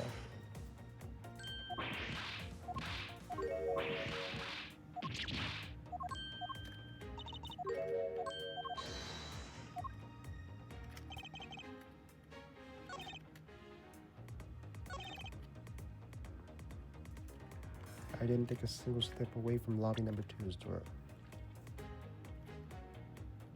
Okay. Objection! Gotcha, bitch. Brother, I have an objection. Why? What is this, pal? Detective Gumshoe? I wonder if you might recognize this from somewhere. Hey, it's one of those things. Courtroom special Swiss rolls. You bought one. In that case, I suppose that you also recall Sully Hallway Bench. You know what? I think it was probably me that did that. Gumshoe, you know you can't go around dirtying the courtroom like this. You're inconsiderate, slovenly pig. I promise to clean it up later, I swear. Now then, shall we get down to business? About the fact that you didn't even move a single step. If that really were the case, then how were you able to buy a pack of Swiss rolls? Furthermore, if you didn't move a single step from in front of that door, how did you manage to get the bench dirty? It appears that Francisca's whip can do more damage than my words alone can. Alright, I confess. I was hungry, so I bought a pack for myself. I thought I'd get chewed out if anyone found out about me eating on the job, so I didn't want to say a thing. Well, unfortunately, I clearly saw you buying it. No, you didn't. You did. You did. Okay, I'm sorry for lying. But that's all. It's always worry. Got that? Because I'm not holding anything else back. That last statement. It may sound like it makes sense, but however, there's something I don't quite believe about it. Are you sure you're not withholding further information from us? Of course not. Got nothing else to hide, sir. Objection! If only that were true, Detective Gumshoe. But it's true, I swear there's nothing else. I'm sure you're aware of the price of the pack, right? Remind me again, pal? The vending machine in the hallway. It's selling packs of 2 Swiss rolls for $6 a pack. And yet, according to you, you didn't have any cash on you until you cashed your $5 annual bonus check. Isn't that right? Oh. Let me ask again, how did you manage to purchase a pack all for yourself? Can you provide me with proper explanation for that? I told you, I bought it myself. Wasn't anyone else in the hallway with me. So there's no one who could have helped me buy it. Okay. There's that little girl. You got some proof there was someone else in the hallway? Correct. As if you could. What are the chances of that? Wait, do you? Of course I do. What? How? What proof right here. Take that! Take that! What the heck is that? I knew you didn't have anything. What the fuck do you mean? The balloon! What the fuck do you mean, man? Take that! Hey, you showed me that 2 seconds ago, pal. I think you're under a mistaken impression that I bought this package for rolls. Wait, if you didn't buy it, that means you must have stolen it, you thief. What? I would never do such a thing. All you liars are the same. You start out as thieves, you're under arrest, pal. I believe you meant to assert that all thieves start out as liars. In that case, what does that say about you, detective? Particular Swiss roll was dropped by a certain someone. Oh, there were 2 rolls in this package. You ate one of them, but you then gave the other one to a certain person, didn't you? No way, pal, you got it all wrong. I ate them both. There it is. Haha. Missed me. It would appear that we caught you at last. Hey, don't you dare do that anything bad to that girl. It would appear they do know each other after all. So, why do you continue to come up with me and kick me? Have I wronged you somehow? Kick me in the balls, bro, too. I have a name. It's K. K what? K Faraday.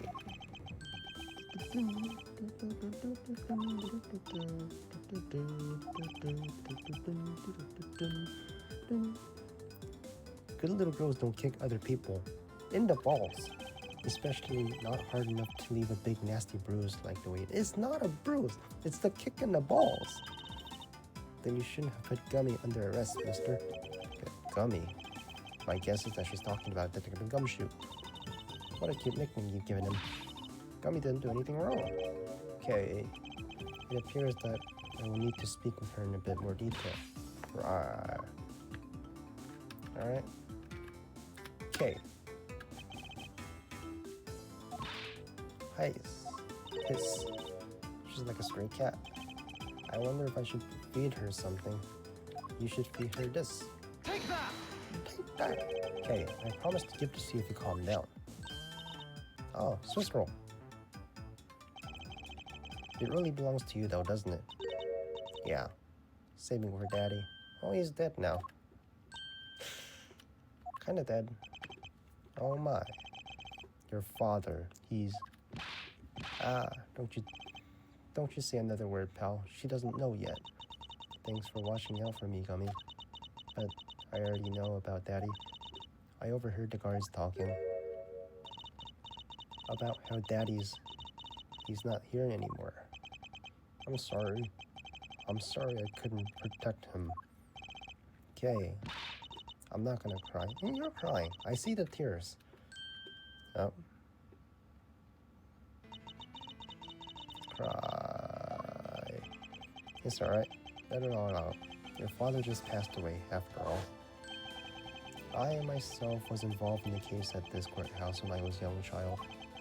A case in which my father, who was a defense attorney, passed away. All my dreams of becoming a lawyer crushed into fine ash on that nightmarish day. Even now, the wounds fester deep into the depth of my soul. Ever since that incident, I've dedicated myself to locking away every criminal I can. And now, to have this happen right in front of me, this child, I feel a certain shared fate, a common bond between us. Miles Edgeworth, what sort of gentleman are you? Are you going to just stand there and watch a lady cry? You're right. Sorry about that. Okay. How about we use this handkerchief here and dry your little eyes?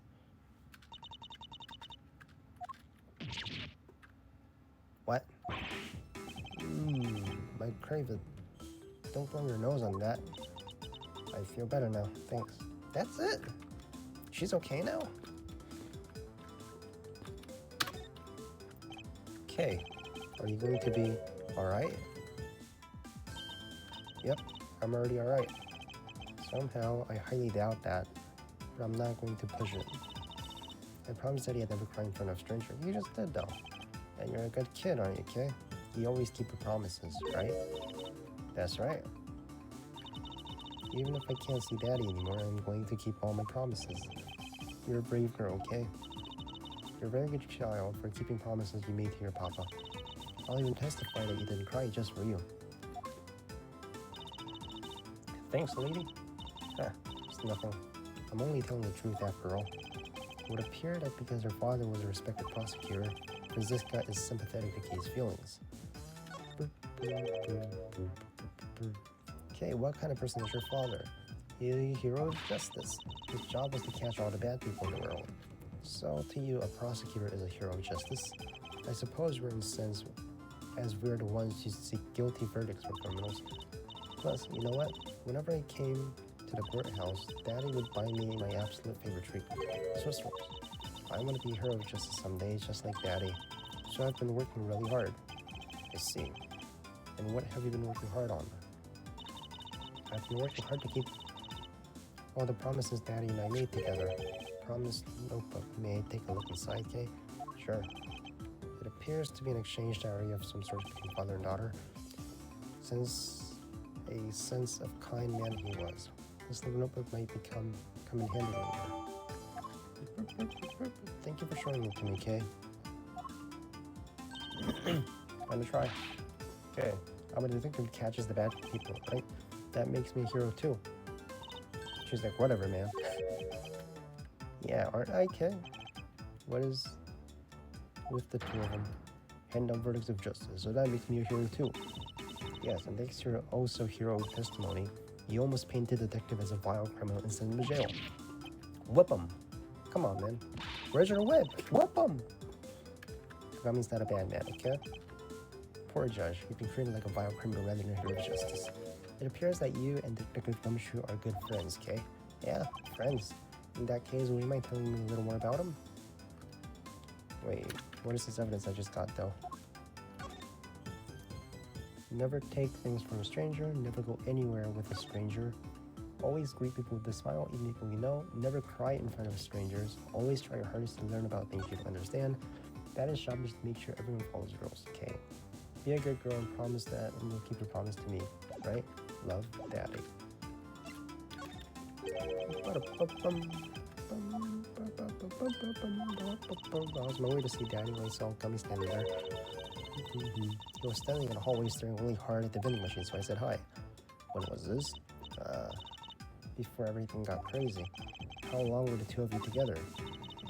We only talked for a little while, and then we went on our own ways. That's right, pal. Kay and I only talked for a while, and that's it. Which means we now confirm that Kay was in the hallway during recess. You did that, right? You got me. Told you to stop picking on me, mister. Very well. I'll just have to speak with the good detective in the private later. Swiss rolls. Were you the one who brought this pack of Swiss rolls, Kay?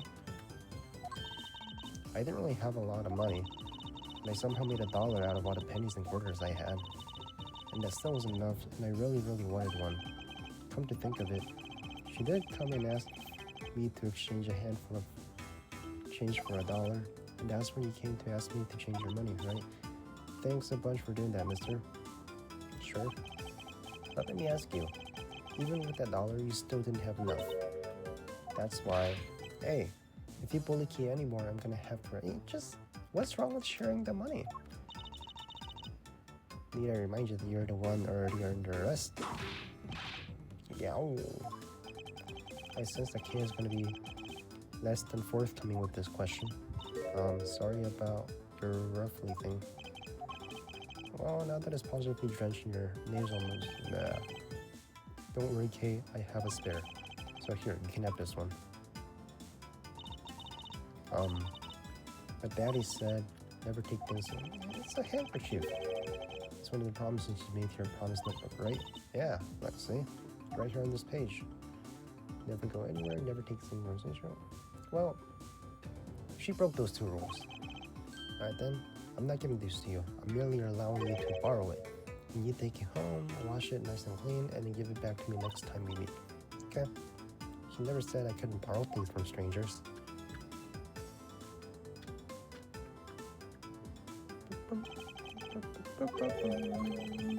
I believe it's now crystal clear that you were with little Kay in that hallway. I told you to stop being mean to Gummy. Wow, is that true? there is still something you have yet to resolve. Beg your pardon? You still haven't offered an explanation for why that man would lie to us. That's, well... Gummy, don't tell me you lied for my sake. Don't worry about it, everything's gonna be okay. So that's why. So what was Detective Gumshoe's motive for lying? If you can't explain that, you can't call this a perfect investigation. Very simple. Here's what I believe to be the reason. From simple observation of the detective's actions and interactions with Kay, it's obvious that they was lying for the young girl's sake. Which piece of evidence proved Detective Gumshoe was lying on account of Kay? Promises Kay. Take that! If you take a look at the page, clearly written that Kay should never take things from a stranger. When Detective Gumshoe heard about that promise, he tried to cover for Kay. What a foolish fools of a foolish reason for a fool. Ow. Gummy, you lied because of me, didn't you? Because I'm your friend, Kay. That's why. Gummy. Respectful, man. He's a respectable man. At long last, Detective Gumshoe, can you please tell me the whole truth now? Guess there's no beating you. Okay, I'll spill all the goods. I've been standing guard for a while. I was getting really hungry and that snack vending machine was taunting me. But all the cash he had was $5 and that wasn't enough to buy anything, right? After all, the cheapest item in that machine is $6 a pack of Swiss rolls. Yeah, but then, like an angel from heaven, Kay showed up. I was thinking about sharing a snack with Daddy, so I wanted to buy a Swiss roll, but I only had about $1 in coins. We pulled my $5 and her $1 together and bought a pack of Swiss rolls together, but I was worried about breaking one of my promises. Then Gummy said, Mr. Faraday's one scary guy when he gets mad. But don't worry, you won't get in trouble if I don't tell, right? Besides, you bought it with me, so you didn't really get it from me, you know? He told me it'd be okay, and give me a whole Swiss roll to save and give it to Daddy. Who knew that Scruffy would be so considerate? Yeah, stop whipping him. Indeed, Detective, I take it that you sat down on the bench and ate rolls together. Yeah, we split the other roll and ate it right then. The sweet taste of the cake's chocolate. I'll never forget it as long as I live, Hal. Anyway, okay, I believe this also belongs to you. Oh, that's from the balloon I popped. Dad managed to leave garbage lying around. She didn't know. It popped. How do you know where the pieces went? I can't blame you for not throwing this one piece away. It was sitting high up in the windowsill where you couldn't see, and where you can't reach. So just once, I forgive you. But that balloon, I wanted to surprise Gummy a little, so I popped it on purpose. And because of me, Gummy dropped his half of the Swiss roll. You popped it on purpose? I don't think so, man. I think you did. Whoa, wait a minute. Wait a minute. This pack is opened, right? But the one she dropped. What? How many pieces are in here? Can't believe they're selling Swiss rolls like this in the vending machine. I can't believe it's $6 for two. I mean, who charges that much for it? My friends is cut. If you want one, all you have to do is buy one for yourself. Okay, so this one's unopened. Swiss roll dropped by the mysterious young girl. It's priced at $2 for $6. But then these two are opened. Or did you split them in half? So I thought maybe I should give Gummy the other roll.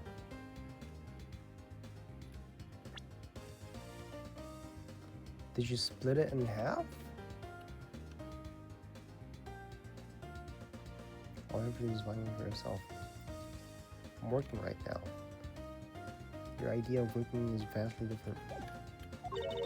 And then I saw you picking up Gummy, mister. So you kicked me, is that it? You sure are a feasting one. Really sorry, mister. It's alright, I'm perfectly unharmed. But about the Swiss roll, would it be alright with you if I held onto it until Detective Gumshoe is cleared of all charges and free to go? Yeah, sure. Just make sure you give it to Gummy afterwards, okay? Of course, I promise.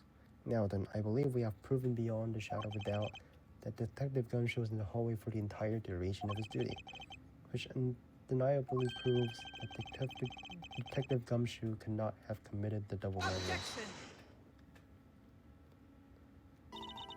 Actually, it proves the opposite, Edgeworth. You've just shown that Detective Gumshoe is the only one who could have committed the crime. Just get out of here. It's quite rude to eavesdrop, Miss Yu.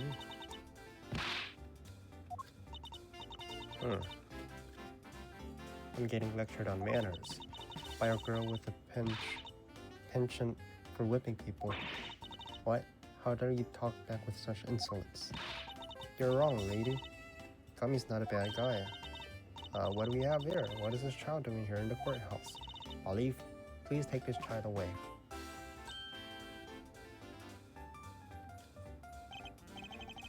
Look, Miss Callisto Yu, that girl was Mr. Faraday's.